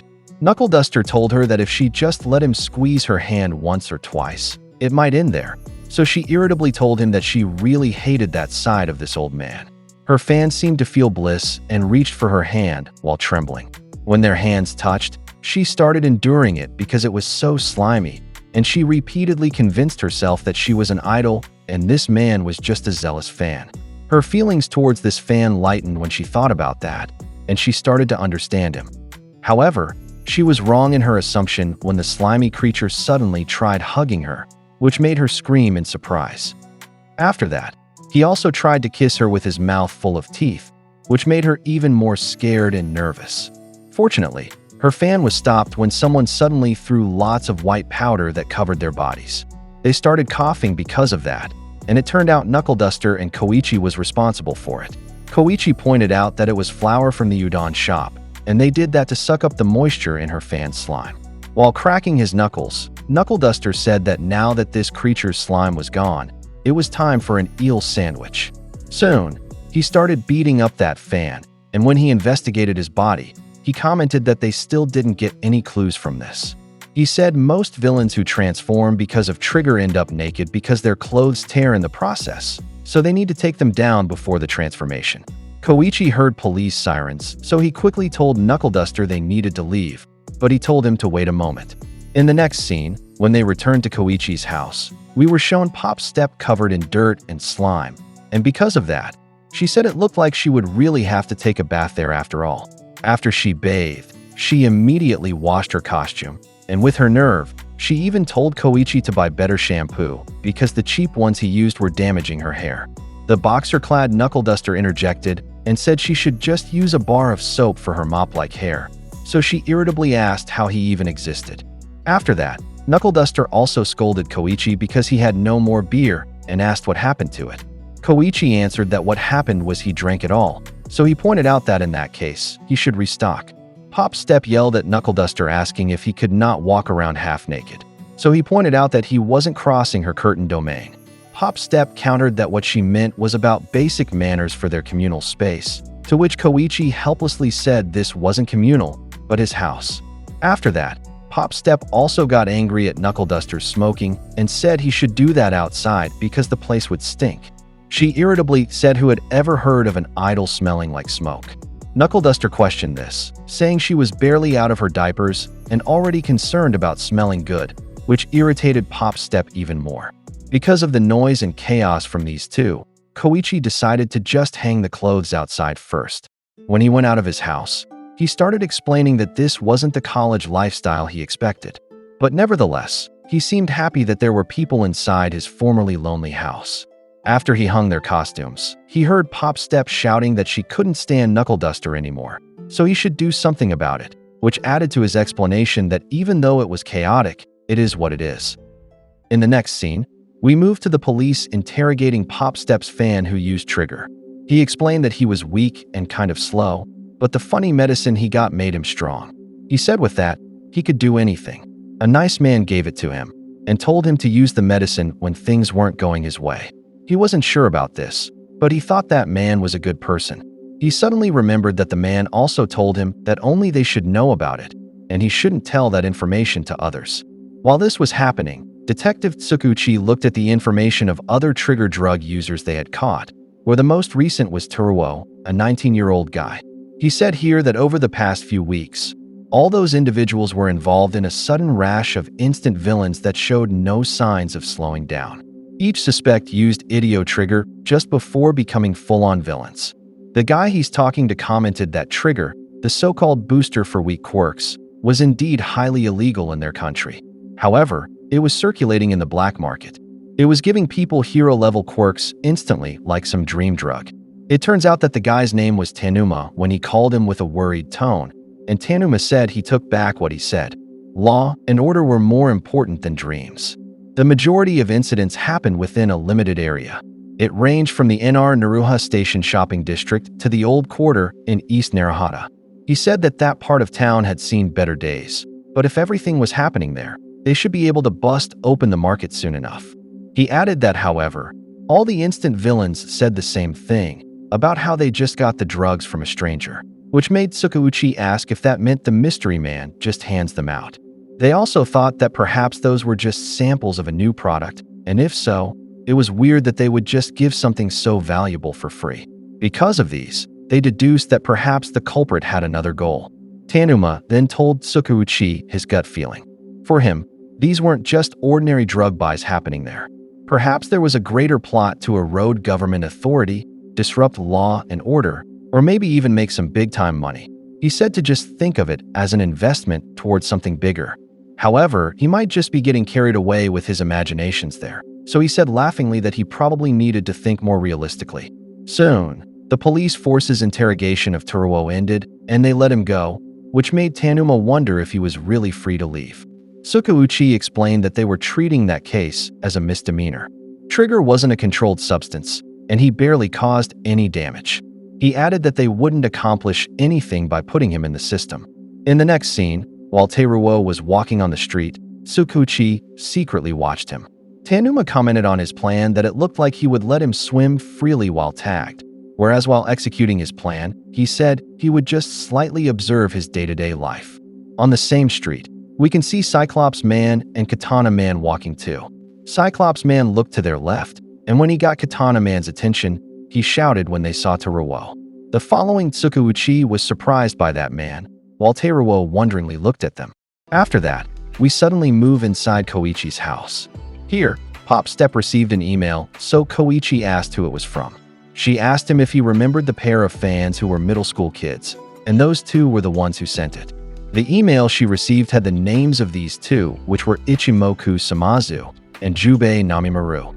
They were thanking Pop Step for giving an autograph, which they now treasured. Koichi laughed at this and commented that those knuckleheads were really becoming polite, and he even called them so prim and proper. Pop Step gave him a bombastic side-eye and said not to laugh at people's emails because that was rude. After that, Koichi asked what was up and why they sent an email, so she asked him if he remembered the villain from yesterday. She said they met and became friends. Koichi asked if she meant the slimy one, where Pop Step said that perhaps he was slimy, but she thought he had no intention to hurt anyone. She pointed out that he was tricked into using the trigger drug. They said that maybe Teruo would tell her who gave the drugs. Koichi went nice at this and commented that this might be their first big clue, so they should let Knuckle Duster know. Pop Step stopped him, which puzzled him, and she explained that he might just beat up the kid again if they meet, which Koichi understood. He said that last time, Teruo was already unconscious before they notice. He added that now Knuckle Duster might strangle him or break his fingers into little pieces, where Pop Step fearfully agreed and said she could see that happening. The two fell silent while thinking about what might happen if they told that information to Knuckle Duster. And soon Koichi said they might as well just find out what Teruo would say, just the two of them with Pop Step. In the next scene, While they were walking in the city, Pop Step shouted, "Wait a minute." She said she couldn't walk as fast as him. "Looks like she was a slow walker," Koichi said, where Pop Step said usually she just leaps around using those shoes. Koichi said he didn't want her stumbling around, so he offered her his arm, which made Pop Step blush. She commented while holding on that this might lead to a scandal if someone saw the two of them, so Koichi bluntly said she wasn't really a celebrity. Unfortunately, what Pop Step thought happened, and suddenly someone called out to her in an excited tone. It turns out a high school boyish girl with short hair and an eye patch on her left eye noticed her, and happily said how lucky she was to see her. She didn't expect that she had an event today. When this fan noticed that she had no eye makeup on, she thought it was her day off, but she said the sunglasses suited her. She asked if they could take a picture, where she happily agreed, and Koichi became their photographer. The fan wondered who Koichi was and thought he might be Pop Step's boyfriend, and also asked if she was detecting passionate romance there. Pop Step embarrassedly answered that this woman was wrong, while Koichi casually laughed and said no way. Because of this, Pop Step got angry at him and irritably asked why he denied it so quickly, which made Koichi wonder why she was getting angry. After that, Pop Step pointed out to her fan that Koichi was just her manager, which she changed into an assistant and finally became a servant. The fan just let it go and believed what she said, and after that she left with her friends while shouting thanks for the picture. Koichi commented that she really was famous, to which Pop Step responded of course she was. Afterward, they met Ichimoku, and here he introduced himself to Pop Step and also said he was from Manjuku Academy. He also greeted Koichi and asked how he was while calling him Crawler Man. So he pointed out that his name was the Crawler and asked him to try to get it right for once. He then asked where his friend Namimaru was. So Ichimoku said he had to go home with Teruo to get merchandise, and they might be heading there now. It was also shown here that Tsukauchi was still following Teruo. After that, Ichimoku invited Koichi and company to the cafe beside them to talk, where Pop Step blushingly answered that it was fine, but now that she thought about it, it would be embarrassing if she went in there dressed like this, so Koichi asked her why they didn't just sit at the terrace. It turns out Knuckle Duster was hanging out at that cafe, and he asked what they were doing. Ichimoku was surprised by this. Pop Step was speechless, while Koichi nervously explained that it was nothing and they just wanted to drink tea. Knuckle Duster invited them to sit at his table, so they quickly huddled and discussed what they would do because he was the last person they wanted to spot them. Pop Step told Koichi that he needed to make up an excuse, while Knuckle Duster wondered about their sudden discussion. In the next scene, we move to the fan who took a picture with Pop Step earlier. She was very happy because of that. So one of her companions commented that she was really pleased and called her Hachisuka, while another asked who that chick was earlier. Their companion said she was some sort of small-time internet celebrity, which made the one who asked comment that Hachisuka was weird for getting excited over a picture. An insect that looked like a bee then flew near Hachisuka's right ear. It started flying around the three of them, so one of her friends commented that she seemed to see something like a bug there, while the other one screamed because she didn't like bugs. The insect suddenly entered Hachisuka's eye patch, and it seemed something entered her mind because of that. She then told her friends that she needed to go to her part-time job, which surprised them at how sudden it was, and asked if she wouldn't be joining karaoke then. She started running and just said sorry while also saying rain check, which made one of her friends agree that she really was a weird one. After that, Hachisuka introduced herself and said she was now in her second year of high school. She removed her eye patch and sounds of insects buzzing started coming from her eye, and she added here that she was a part-time villain. She said her quirk was Queen Bee. Her children were full of nasty drugs, and her job was to use them to cause a real buzz about town. After that, she released numerous bees, and they started swarming around the area. They rushed toward unsuspecting civilians, and one by one chose who to sting with their stingers. People were surprised by this and asked what it was, and soon those who were stung by the bees transformed one by one into some kind of quirk monster. There was a man here who got sharp claws, and his body grew, and he started causing chaos around. There was also a woman who started releasing non-stop lightning from her eyes that surrounded the area, a man who couldn't control the liquid projectiles coming out of his hands, another man whose entire body was wrapped in fire. Civilians screamed here that numerous villains were appearing everywhere, while we're shown another villain who became a giant with line tattoos on his body. There was also a man here who looked like Ash Ketchum who started counting how many villains there were. So his companion, who looked like Pikachu, stopped him from counting and said they should start running. Teruo was in the area where this was happening, so Tsukauchi quickly called the police force to inform them about what was happening in the Narahata shopping district and told them to send an emergency distress call to any heroes nearby. The chaos caused a stampede, which resulted in Teruo and Nami-Maru getting separated from each other. In Koichi's situation, he heard this commotion, so he commented that something was happening on the other side of the tracks, and he thought it might be a big accident.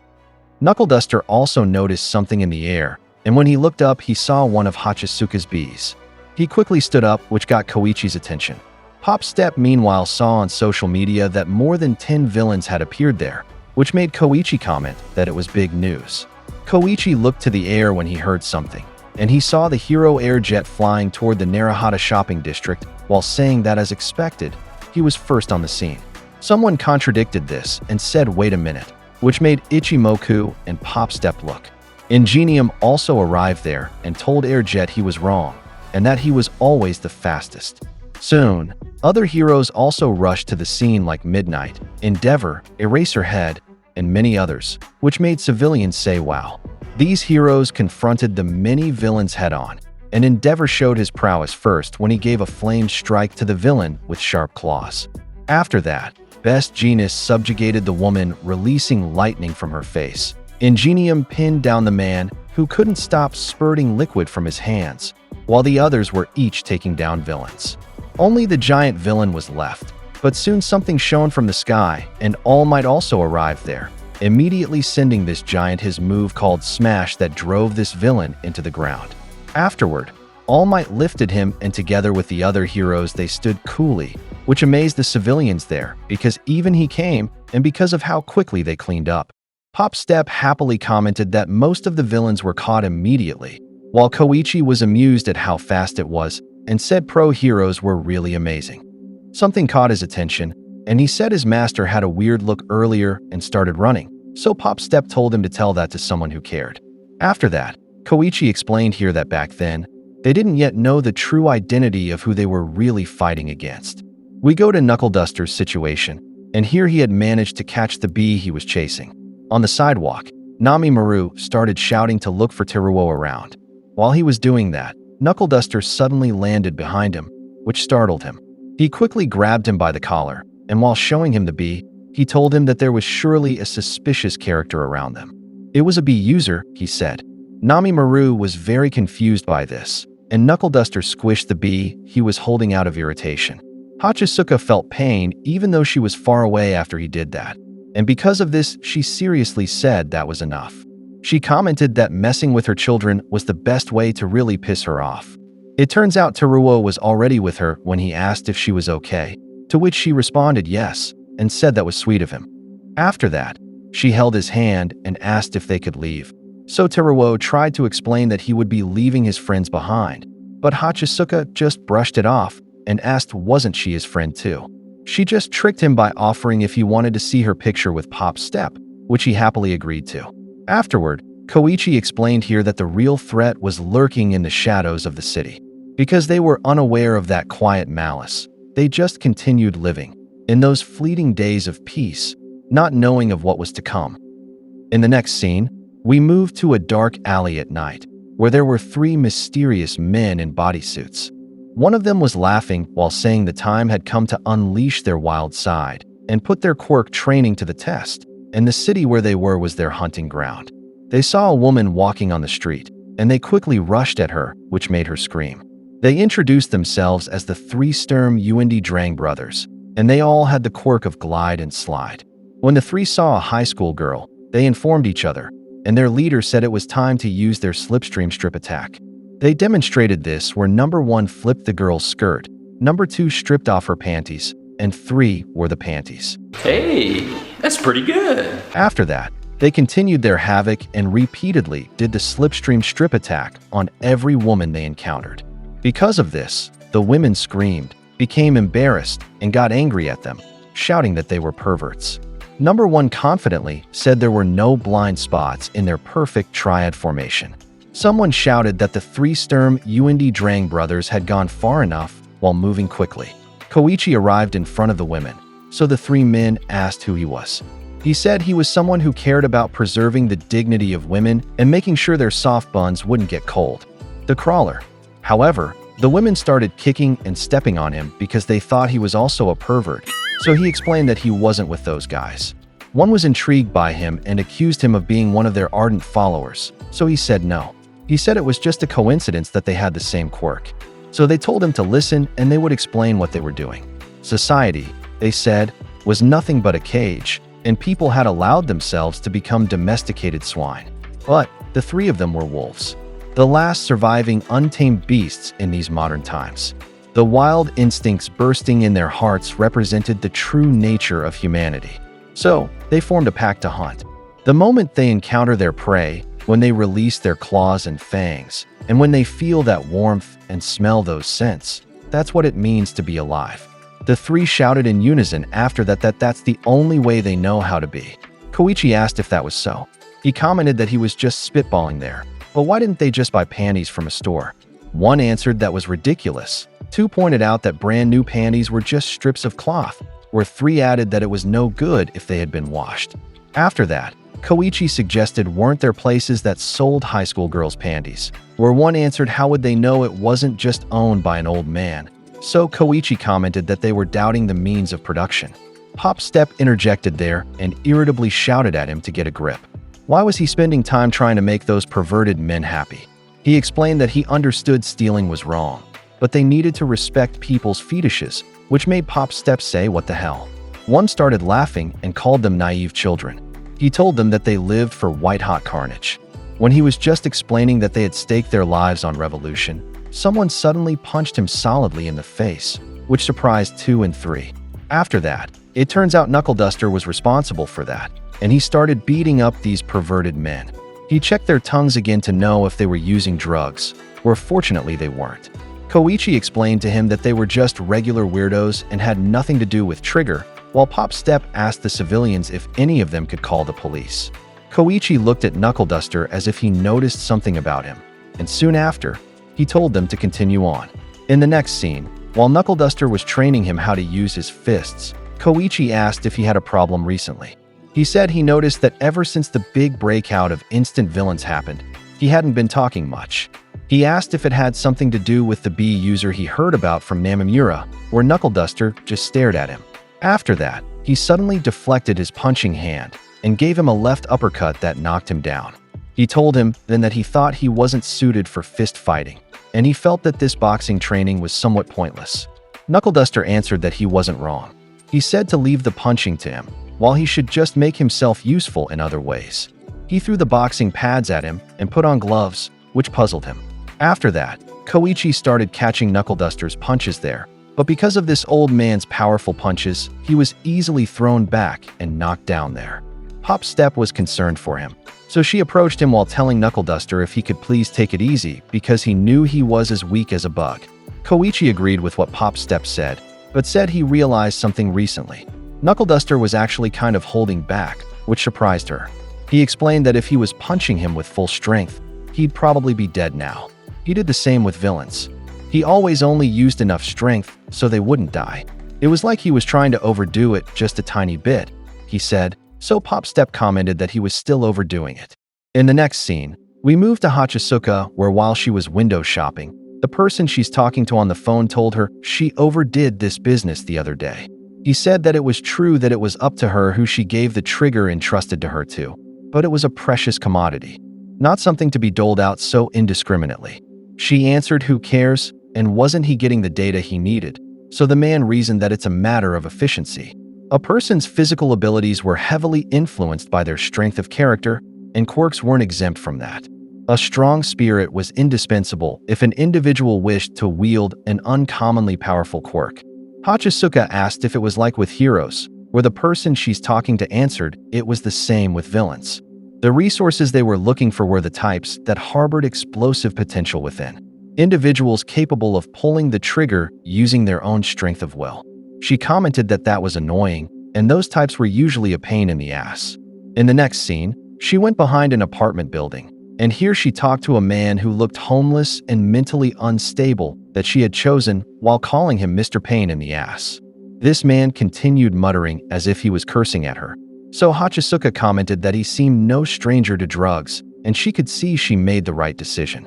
Because of this, the man irritably told her not to make fun of him. After that, she showed the trigger drug to the man and invited him to convert his hidden hate into power. After telling him to go ahead and roam and run wild in their society, she injected 3 doses of trigger drug into his neck. The man's body suddenly started growing, and he tried to slam Hachisuka into the ground using his newfound power.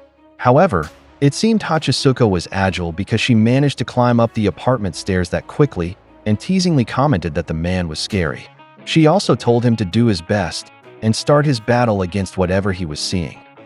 Afterward, Hachisuka left while her bees continued buzzing in her eye.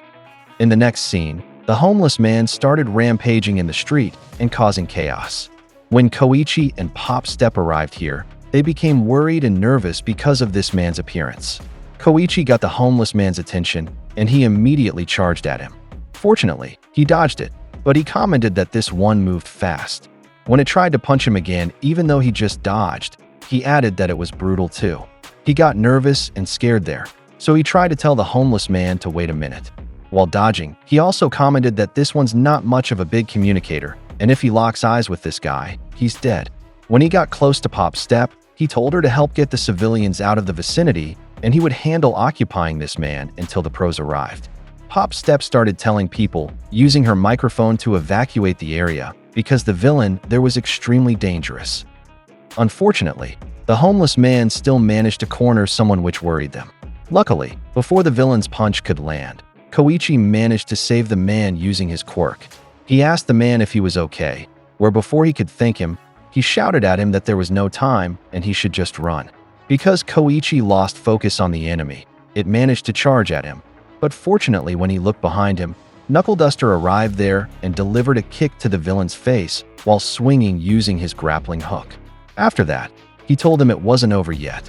The villain started charging an attack, and his right hand seemed to fill with power. After that, he shouted for them to fall and delivered a powerful punch to the ground, which they managed to dodge. Koichi commented that that power was nuts, while Knuckle Duster noticed that he was gathering all his strength and focusing it into his fist in the last second. Koichi thought that if that was the case, it would be better if they didn't get close to their enemy's range, and he also suggested they maintain their distance and just continue feinting, but Knuckle Duster said they didn't need to do that. He took a boxing stance and seriously said fists meet fists, which left Koichi speechless. Soon, the villain charged again and delivered another charged fist, which Knuckle Duster deflected using his left arm. Koichi's eyes widened while watching this exchange, and he couldn't believe Knuckle Duster was going toe-to-toe with this transformed instant villain. He noticed his master was barely dodging and was getting grazed by his opponent's takes, so he was sure he would start feeling the damage. Meanwhile, he said, the enemy continued building up more power, and it looked like he was about to release another one of his killer attacks. The villain took his stance, and Knuckle Duster prepared to answer it. Our enemy's powered-up punch didn't hit, while Knuckle Duster's solid right uppercut connected with the villain's face, which surprised Koichi and Pop Step.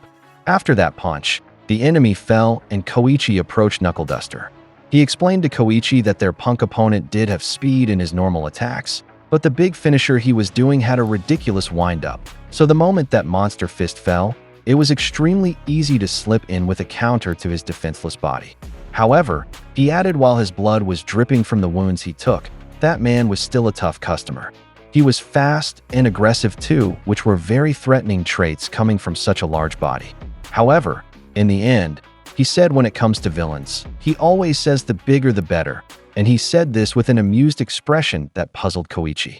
In the next scene, we go to Koichi's house, and here they were practicing boxing with Knuckle Duster while he commented that he hadn't felt like himself lately, with nothing but small fries to pound, so the guy he fought earlier, with those big old fists, was a welcome surprise.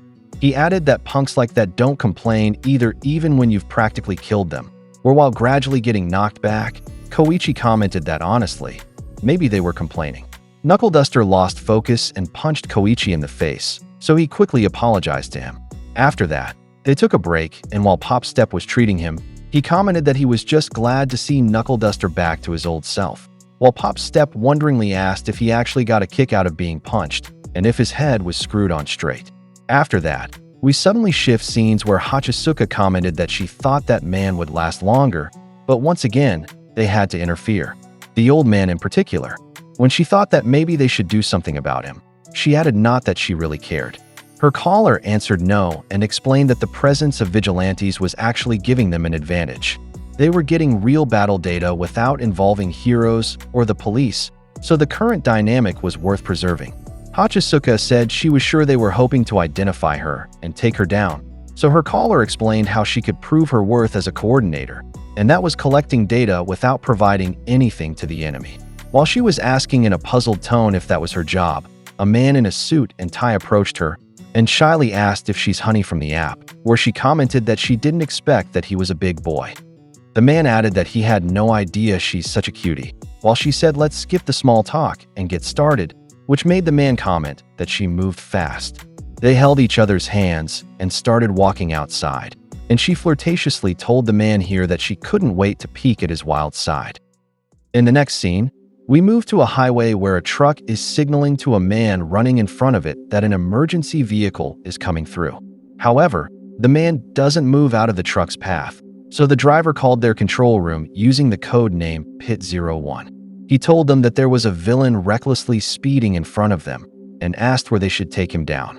The control room answered that they had set up roadblocks in both directions of the Capital Central Loop Highway between Toyota and Narahata. The control room then called Ingenium to provide the details of the villain they were referring to. When Ingenium looked at it, he commented that he seemed like just a typical running type quirk that the villain had, where the control room agreed and said it had caused 3 tailgating accidents while running on the loop highway. He added that he's vanished in the Narahata area each time. Ingenium thought that this villain might be based in that neck of the woods. Pit-01 called again and informed the control room that they had just passed Toyota Junction, where the control room informed them that there were no civilian vehicles for 5 kilometers in their path. Soon, Ingenium said he was on the scene, and he started the hot start sequence here. He did first checking of his needs such as cow suit functions, comms, alignment, and vital signs, and all of these were in good condition. Even the weather, road surface, rear, and surroundings he also checked if they were normal. After that, Pit-01 slowed down a bit and maintained at 80 kilometers per hour, and Ingenium prepared to be deployed. The truck started opening its container door and radioed to clear any vehicles near them if there were any. They started the countdown for Ingenium's deployment, which began at 5 seconds. Soon, after the countdown, this hero ran quickly toward the villain. When he got close to that man, he immediately got the attention of this reckless runner. He said that's where his race ended, so he should slow down his running. He raised his hand and added that if not, he himself would slow him down. He tried to grab this villain, but to his surprise, he managed to dodge him. The villain taunted him that he was still too slow and seriously said that he needed to stake his life when he runs. After that, he kicked him in the back, which caused him to crash and fall. He just laughed at him and teasingly said, "See ya, slow poke." Ingenium's airbag deployed here, and because of that he still safely hit a wall. The control room immediately called him to check if he could still respond, where he just grinned while leaning on the side of the wall and saying it's a good thing he installed those airbags. After that, we moved to Koichi jogging in their area. While running, he explained here that his neighborhood was kind of run down, full of dilapidated buildings and a maze of winding little streets. The government had built a big highway around here about 10 years ago, so there was no reason for drivers to go on the surface roads. Most mornings, he said, there was nobody on the streets except for trucks making convenience store deliveries. So, this was why it was perfect to use as a training ground for his slide and glide. However, to his surprise, he saw someone jogging here. Because of that, he just decided to pass by it slowly because there was no good way for him to stop. He realized again here that his real problem was braking. While he was thinking that there must be a way for him to do that like cleats on his gloves, the man who was jogging earlier started speeding up and gradually matched his pace, which surprised him. Because of this, he lost his balance and almost hit the metal screen of a shop, but fortunately, the jogging man saved him. After that, They went to a bench and the man apologized to him for startling him and said he was just trying to catch up. He also asked if it was correct that he was a student at the school in their area, where he agreed. The man introduced himself as Tensei Ida and asked if he had heard about Turbo Hero Ingenium. Koichi answered of course because he was famous, and soon he realized that this man was Ingenium. He happily shook his hand and told him he was a big fan. He suddenly also thought if he was in trouble there because he was using his quirk on the streets, so he asked if he was going to arrest him, but Tensei said no, but he should be careful there. That was what he was going to tell him earlier. He said he saw how he was wildly slipping and sliding on the ground, but how did his quirk really function? Was it by releasing something from his hands like jets of air? Or he answered it was more like gravity repulsion. When asked if he could only go forward, he demonstrated that he could also do sideways and backwards, as well as spinning, which impressed Tensei. He pointed out that quirk was very handy, and that he also wasn't good at precise moves. Even his brother couldn't handle corners yet. Because of that, Koichi was speechless while commenting that he knew that feeling. He said he lost control at higher speeds. He said it was because he had no brakes, which puzzled Tensei. He added that he usually used rubber soles to stop, but when he really started going fast, even that wasn't enough. Tensei deduced that it seemed like a problem in how he used his quirk, confusing him. Tensei asked if it was correct that he could go in reverse, and pointed that so instead of thinking about how to stop, he should try accelerating in the opposite direction to cancel his momentum. Koichi immediately tried it, and to his great surprise and joy, he managed to stop by following Tensei's suggestion. He did it repeatedly out of joy, and he said his problem all these years was solved just because of that. Tensei commented that it seemed like he hadn't really embraced speed yet, and by being faster, it would affect his techniques. Tensei thought about this and said he was still rough around the edges, but from high-speed travel to more precise moves on the spot, his quirk could do it all. Koichi agreed with that, but made an excuse that even if he had all the speed in the world, he still couldn't do anything. So Tensei contradicted him and said speed was important too.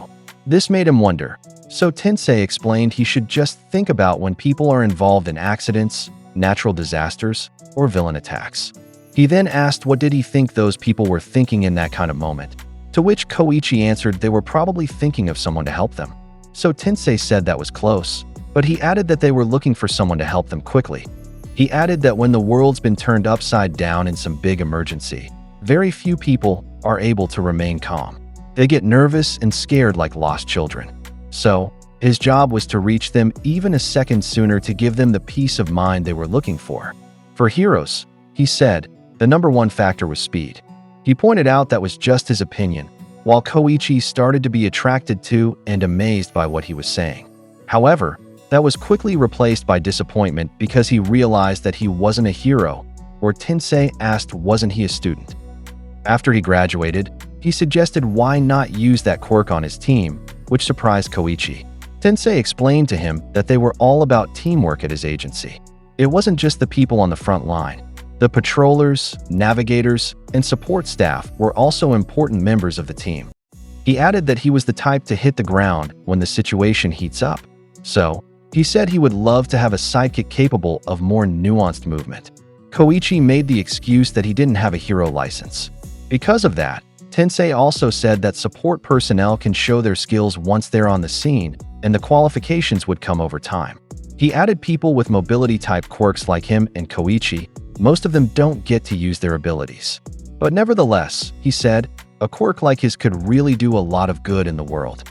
He also pointed out that people with all-powerful quirks like All Might are best left to the fancy institutions, but finding the just right use for more focused quirks and winning the day through team coordination are the ideals they follow at Team Oniii-Chan. After that, Tensei gave Koichi a calling card in case he decided to accept his offer. In the next scene, we move to Koichi's house. When Knuckle Duster arrived inside, Koichi happily told him that he was cooking fried rice. Knuckle Duster noticed his ear-to-ear smile, so he asked Pop Step why, where she answered that apparently he was scouted by a pro hero. Koichi excitedly said while showing what was given to him that he just got this business card, which made Pop Step comment that it was lame. She said they print so many of those and they're worth about as much as trash flyers on the street. Perhaps that was true, Koichi said, but it still felt good to be recognized, where Pop Step agreed. When Knuckle Duster took a bite, he suddenly angrily asked if that meant he wasn't happy with his current master. Koichi answered that he was from a whole other genre, and when he said recognized, he meant by actual people in actual society. In the next scene, we go back to Narahata Highway, and here Ingenium is chasing the speedster villain again. The enemy started zigzagging here while Ingenium just went straight to the goal. The villain commented that his movement was better than last time, so he teasingly asked if he had removed useless baggage from his body. Ingenium fell silent at this and remembered his suit mechanics getting angry at him for wanting to remove the airbags, which was suicidal because their opponent liked to attack while running. The villain also asked if he had finally found the resolve to give in to speed and stake his life in a race against him. Ingenium accelerated here and caught up with the villain and answered not quite, which surprised the man.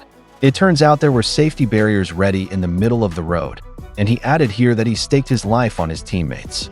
Because of this, Ingenium safely stopped, and they managed to corner the villain. He then returned a question to the villain asking about his resolve.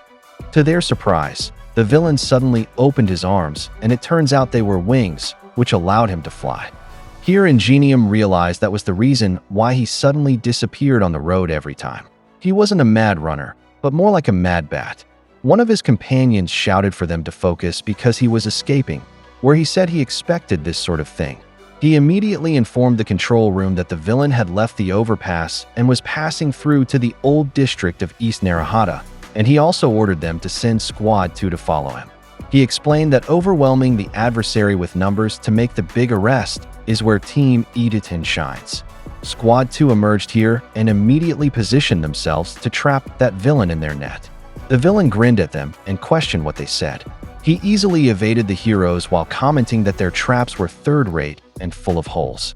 The scout unit immediately told his companions that he had lost visual on the target villain, so the control room told the others to continue their pursuit on the ground and to be on guard. However, their enemy still easily managed to swivel and slip past the heroes guarding there. He passed B3 and B4, and soon B5. One of them informed his companions that he was using the darkness to move. Ingenium told them not to move in on him, but just maintain the net. He said he was close. When he came out onto the street, he was almost hit by a car. He was concerned about this because he had scouted these streets ahead of time, but it was still harder to dash through this maze than he thought. He added that the villain's bat quirk was allowing him to slip in and out of the darkness, so he commented that this capture wouldn't be easy. While he was chasing the villain, he suddenly stopped at what he saw. We go back a few minutes earlier, and here the villain was arrogantly saying what would the heroes do now. No one could catch him, not on the highway, and not in these backstreets either. However, Koichi suddenly appeared from an alley. He tackled the villain by sliding at his feet. As a follow-up, Knuckle Duster delivered a solid right straight to him, which shook his world. Shock was visible on Ingenium's face here when he and his team saw that the villain they were chasing was already tied up. When they asked who did it, Koichi commented while on top of a building that there weren't many streetlights in that area, and there were also many abandoned buildings, which made it difficult to catch villains. Knuckle Duster added that but once they knew these mean streets, it became much easier to predict where the bad guys would run to cut them off. They needed a sense of the area. Afterward, Koichi grinned at Ingenium, and that's when he noticed who he was. When he was about to say his name, they left with his team and said they were just some guys who didn't mind helping justice. Knuckle Duster and the Crawler. Pop Step added here that she wasn't part of this. After that, Ingenium was called by the control room and asked if they should chase those suspicious individuals, where one of his companions answered no and to let them go. He said their good work for today was enough. In the next scene, we see Koichi jogging in their area again, and soon Tensei quickly caught up with him. He suddenly thanked him, which surprised him, so he also asked where he came from. When Tensei was about to say wasn't he the Crawler, he immediately played dumb and said what was he talking about. He said he was just there every day, not at all famous jogging dude, where Tensei sarcastically agreed. If that was the case, he said if he ever saw the Crawler, tell him he said nice running. After that, Koichi reached into his pocket while saying sorry for what he was about to do. However, before he could take it out, Tensei himself asked for the business card he had given back, which surprised him. He explained didn't he tell him about finding the right use for quirks, and if his position, let's say, was already set, then he respected that. As a pro, he said, that was the best advice he could give. To start with, it was kind of tasteless to talk about work with his jogging buddy. Because of this, Koichi was speechless and reluctantly handed over the business card while saying he understood that. So Tensei was also speechless that he disappointed him, and he also apologized. He comforted him and told him to keep going, where he agreed with this. After that, they started jogging again, but soon Tensei suddenly sped up while shouting for them to race to the next corner, which made him comment that was unfair. In the next scene, we go to Koichi's house, and when Pop Step entered here, she didn't expect Koichi to be there. So he pointed out of course he was because he lived there, which made Pop Step just agree. She then asked if he had anything to drink here while opening the fridge, and she was pleased because she found pudding in there. She also asked what Koichi was doing there, so he said his hoodie was torn, so he was mending it. Pop Step noticed that was the one he always wore and asked why he didn't just buy a more durable one. So he said he didn't need to, and this hoodie was the one he should use. He said it was officially licensed All Might merchandise, and when he wore it, it filled him with courage and stuff, where Pop Step said that made sense. Koichi suddenly remembered something which puzzled Pop Step, and soon he said that actually he was planning to eat the pudding she was eating, so Pop Step blushed in embarrassment. She embarrassedly reasoned that she didn't say that earlier, and he should try to write his name on it next time if it really mattered that much.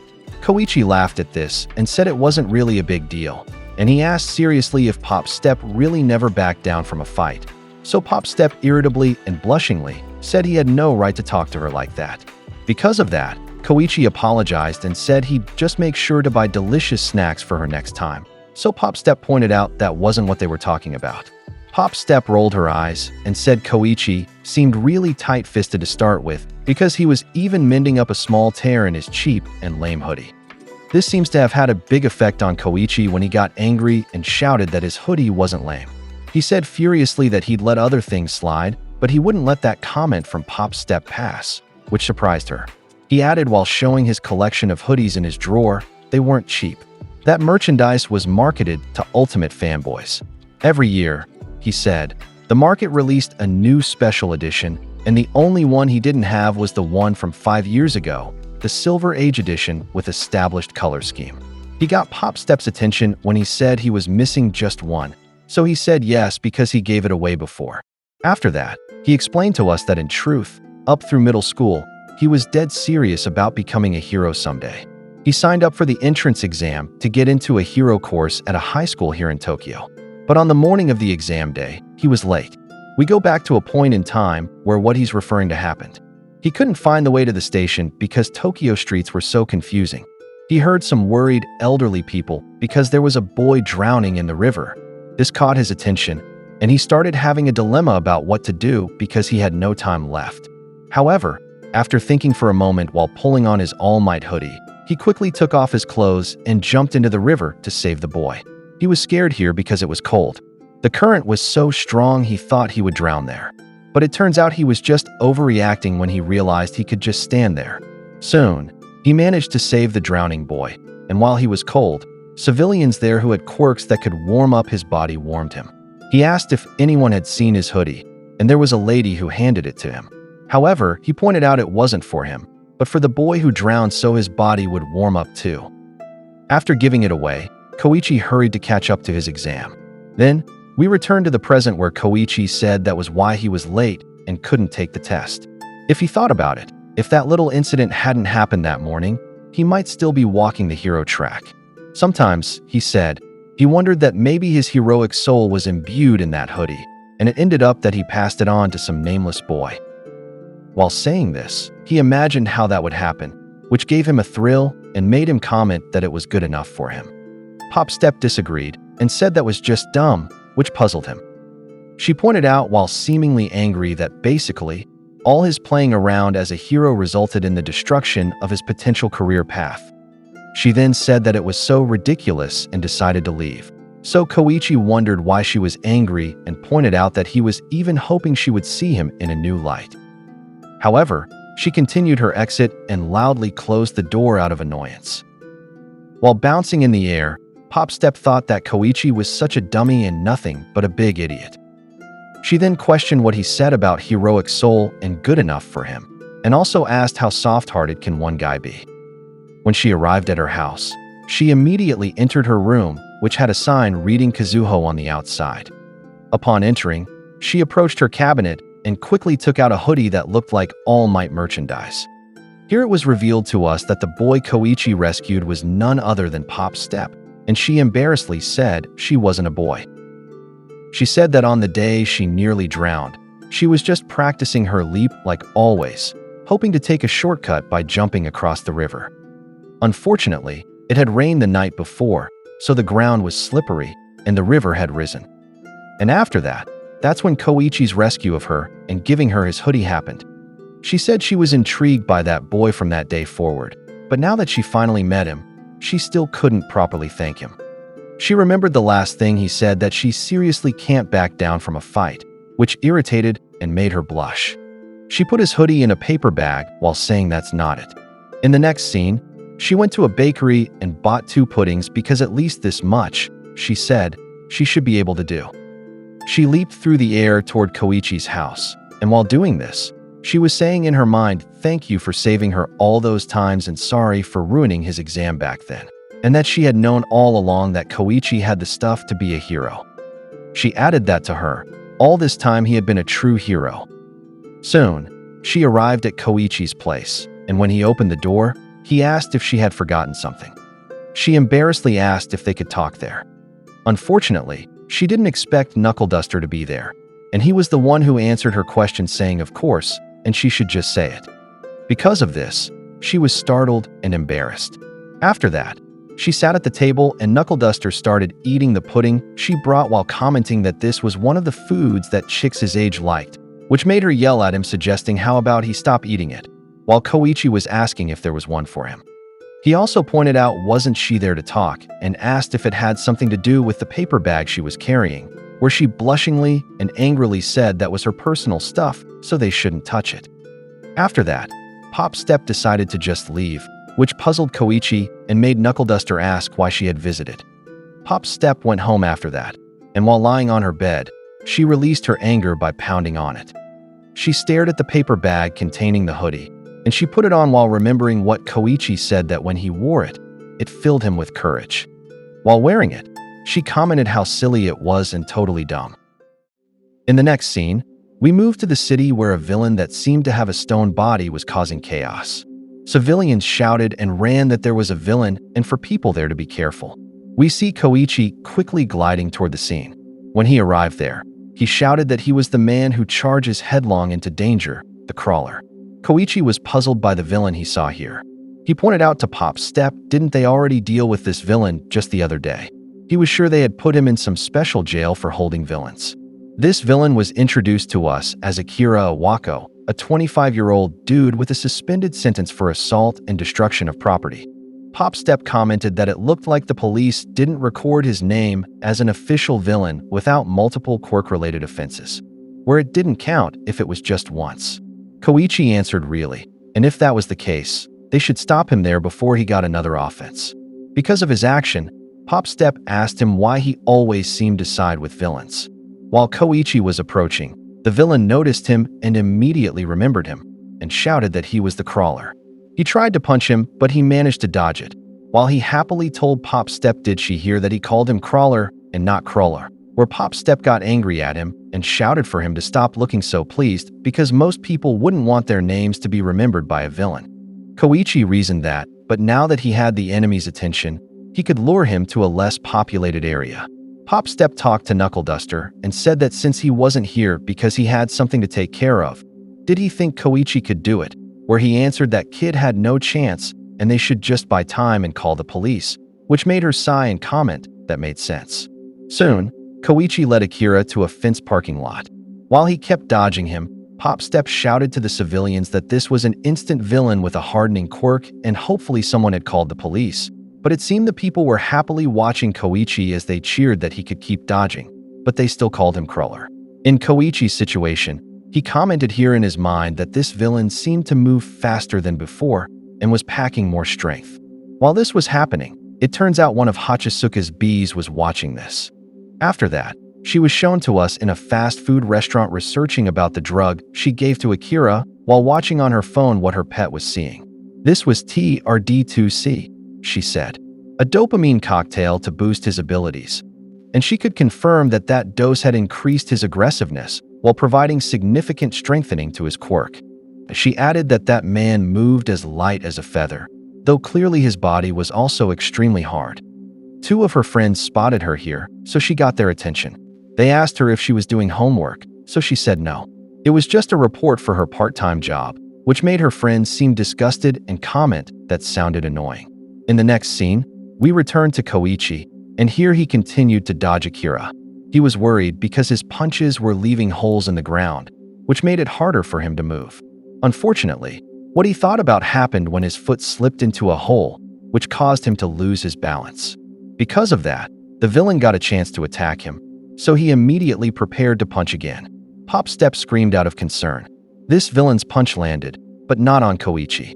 Koichi was puzzled when he didn't feel the attack, and when he opened his eyes, it turns out there was an individual with a katana who stopped the villain. The eyes of those watching them widened in surprise, while Hachisuka commented that someone new had joined in. Akira was surprised by this newcomer who looked like a ninja with a metal mask, and as a counter, he repeatedly delivered slashes to the enemy. He managed to wound the hard skin of this villain, which worried him, and he commented that his body was really hard. Pop Step heard sirens, so she shouted that the police were coming. Akira took this chance to escape, so they didn't chase him anymore. Pop Step told Koichi that they should also leave quickly. Koichi thanked the individual who saved him and also asked who he was exactly. The mysterious ninja introduced himself as Stendhal, another meddler like him, which seemed to bring a look of wonder to his face. After that, he quickly jumped from signage to building like a real ninja, which impressed those present. In the next scene the following day at Koichi's house, he happily told Knuckleduster how cool the guy they saw was, and he was even inspired to use a katana too, which made Pop Step comment how easily influenced he was. After that, he said he got a text from Samazu and his friends, so Koichi asked what it was about.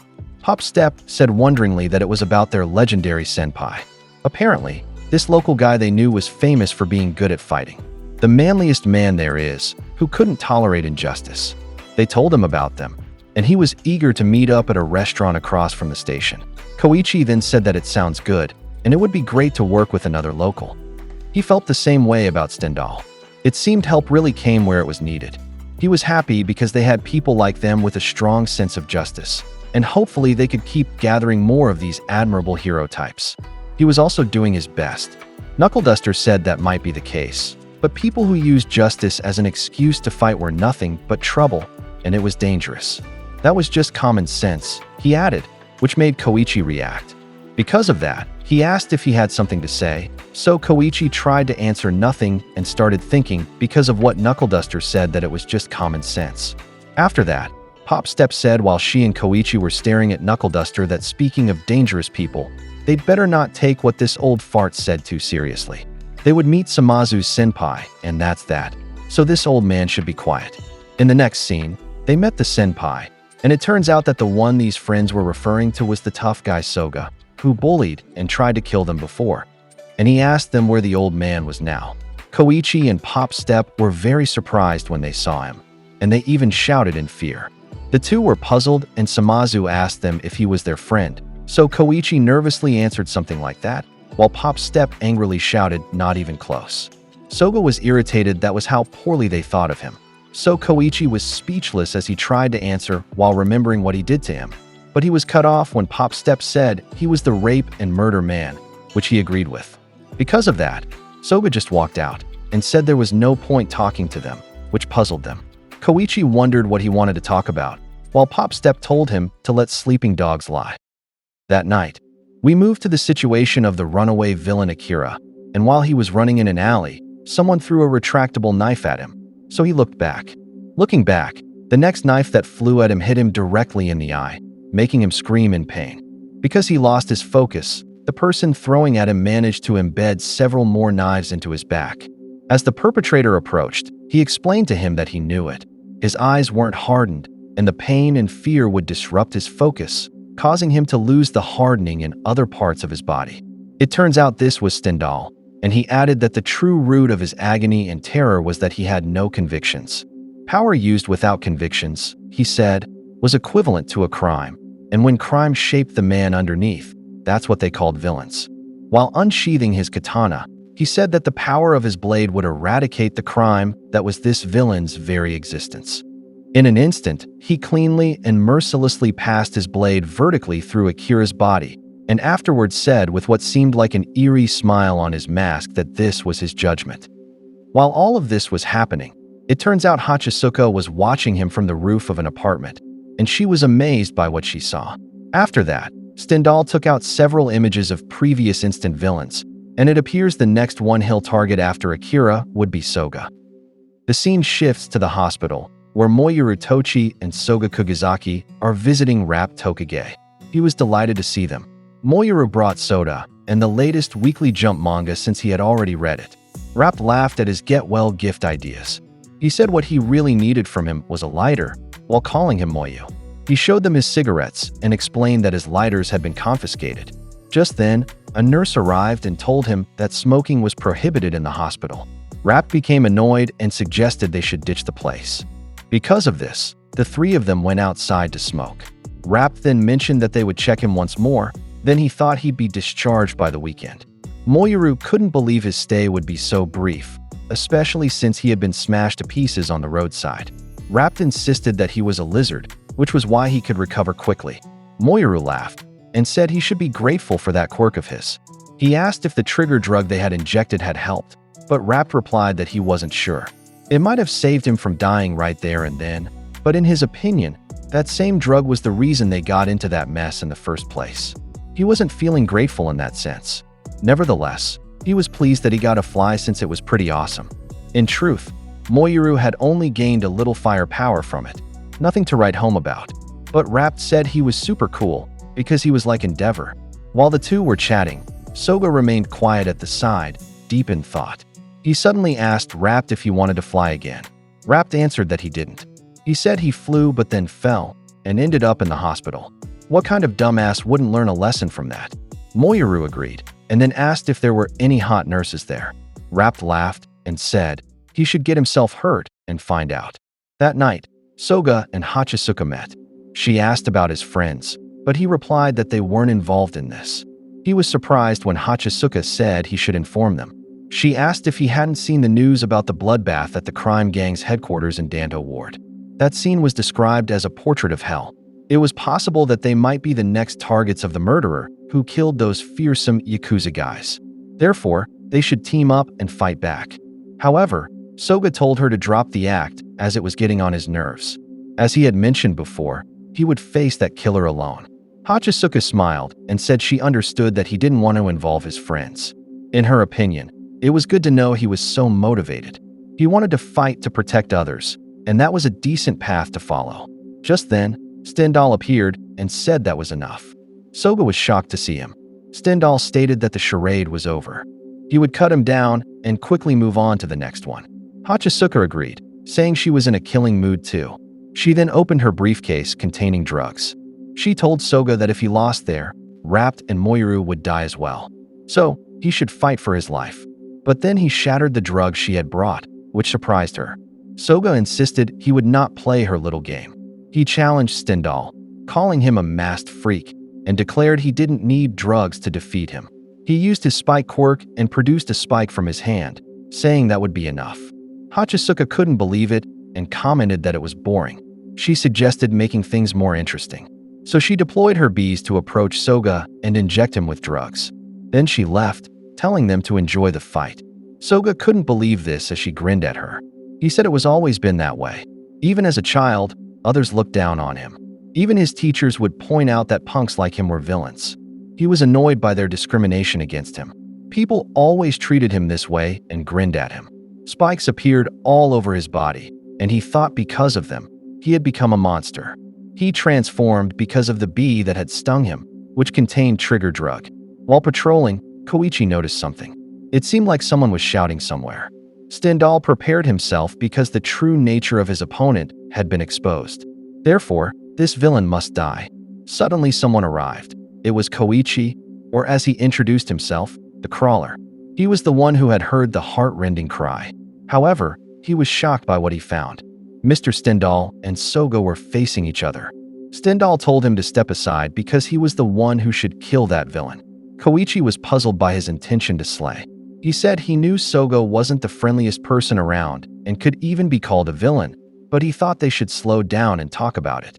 However, Stendhal quickly used his katana to slash at him, which shocked Koichi. Soga couldn't avoid it in time. When Stendhal charged again, Koichi realized that his aim was truly to kill, so he used his quirk to quickly move in front of him, causing him to trip. Nevertheless, Stendhal managed to land properly. Meanwhile, Koichi quickly grabbed Soga and rescued him. He carried him on his back. However, he was hurt because Soga's spikes were piercing him.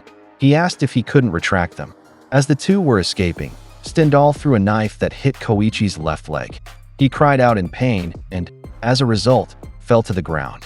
Stendhal approached them and asked Crawler not to get in his way. According to him, that person didn't deserve to be saved. He deserved to bleed out creeping through the darkness. While looking at him, Koichi said he had a point and might be right, but he still couldn't accept it. So, he used his quirk and quickly escaped with Soga on his back. Stendhal couldn't believe his decision. When Soga asked what their plan was, he replied that they had no choice but to escape, at least to a crowded street. Stendhal used his finger to touch the blood on the ground and said, "Very well." He lifted his mask and licked the blood on his finger. He stated that even the innate act of goodness becomes wicked when helping evil. Wait a minute! Who are you? His quirk was apparently Blood Curdle, and by licking his opponent's blood, he could paralyze them. Koichi was shocked when he suddenly couldn't move. Because of this, Stendhal approached and said that the day of reckoning had come for them, the villains. Now they were crawling like filth, about to take their final breaths under heaven's judgment. Koichi broke into a cold sweat from fear because there was nothing more he could do. Stendhal added that no one would save criminals like them.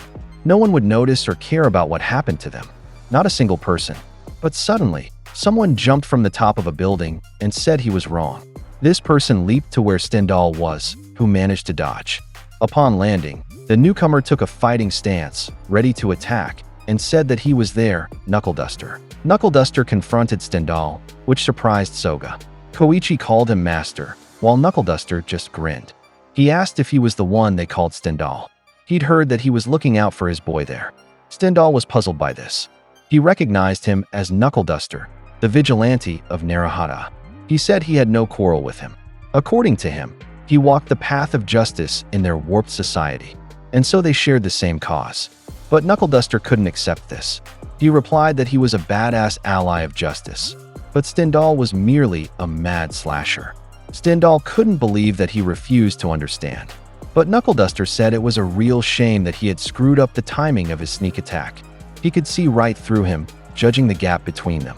He had anticipated his one-step, one-slash technique, though that was kinda oversimplifying it. If too far apart, he would avoid Stendhal's first swing and leave him defenseless. If close, he would just duck and position himself within punching range real quick. He said it was a tough break for him. Nevertheless, he said he was a nice guy, so they would keep it simple. He pulled out a rope and threw it in front of him, which confused Stendhal. Knuckle Duster explained that option A was to quietly walk away now. Or, he could cross that line, but then he'd eat a knuckle sandwich. Stendhal merely replied, "I see," realizing that distance represented his attack range. He didn't need to be told that it was a wall of steel. He knew that every fiber of Knuckle Duster's being was ready to counter, effectively canceling out the advantage of his own weapons. So, he stepped back and said, "Quick retreat." However, he still intended to cross the line. He was actually preparing to attack swiftly. In his mind, he thought his skill surpassed ordinary understanding. It would be impossible to time him correctly after seeing his dash for the first time. Because a hero was an extraordinary being, he thought of the sublime transcendent, or the person who crosses boundaries. Nevertheless, Knuckle Duster stepped out of the rope and prepared to punch him. He hit Stendhal's mask and managed to knock him down. Stendhal was sent flying and his mask came off. Koichi was shocked by what had happened. He asked, didn't he tell him not to cross the line? Knuckle Duster agreed, but said that rule didn't apply to him. He picked up Stendhal's broken mask and pondered. He said this person wore a mask to sink into his role, and added that you'll run into people like Stendhal every now and then. Through wearing a costume or disguise, they convince themselves they're different compared to their everyday personas. Because of this, they think they're immortal superhumans. He added that such people could become real trouble because they charge in recklessly, disregarding common sense and safety. But when they're attacked by others, you discover how fragile they actually are. In the end, they're still human. That's what happens when they forget that fact. This one wasn't determined enough. Stendhal was lying bloodied on the ground, but suddenly he coughed and seemed to realize something. He said he understood now. Koichi and the others were shocked when he quickly stood up and leaped between buildings to attack Knuckle Duster. Using a knife in each hand, he attacked, successfully cutting Knuckle Duster's hand, which began to bleed. Stendhal immediately retreated and jumped back, before landing on an air conditioner condenser unit. He stated that even more sinful than villains, and those lacking determination but applauding themselves, were what he called sham heroes.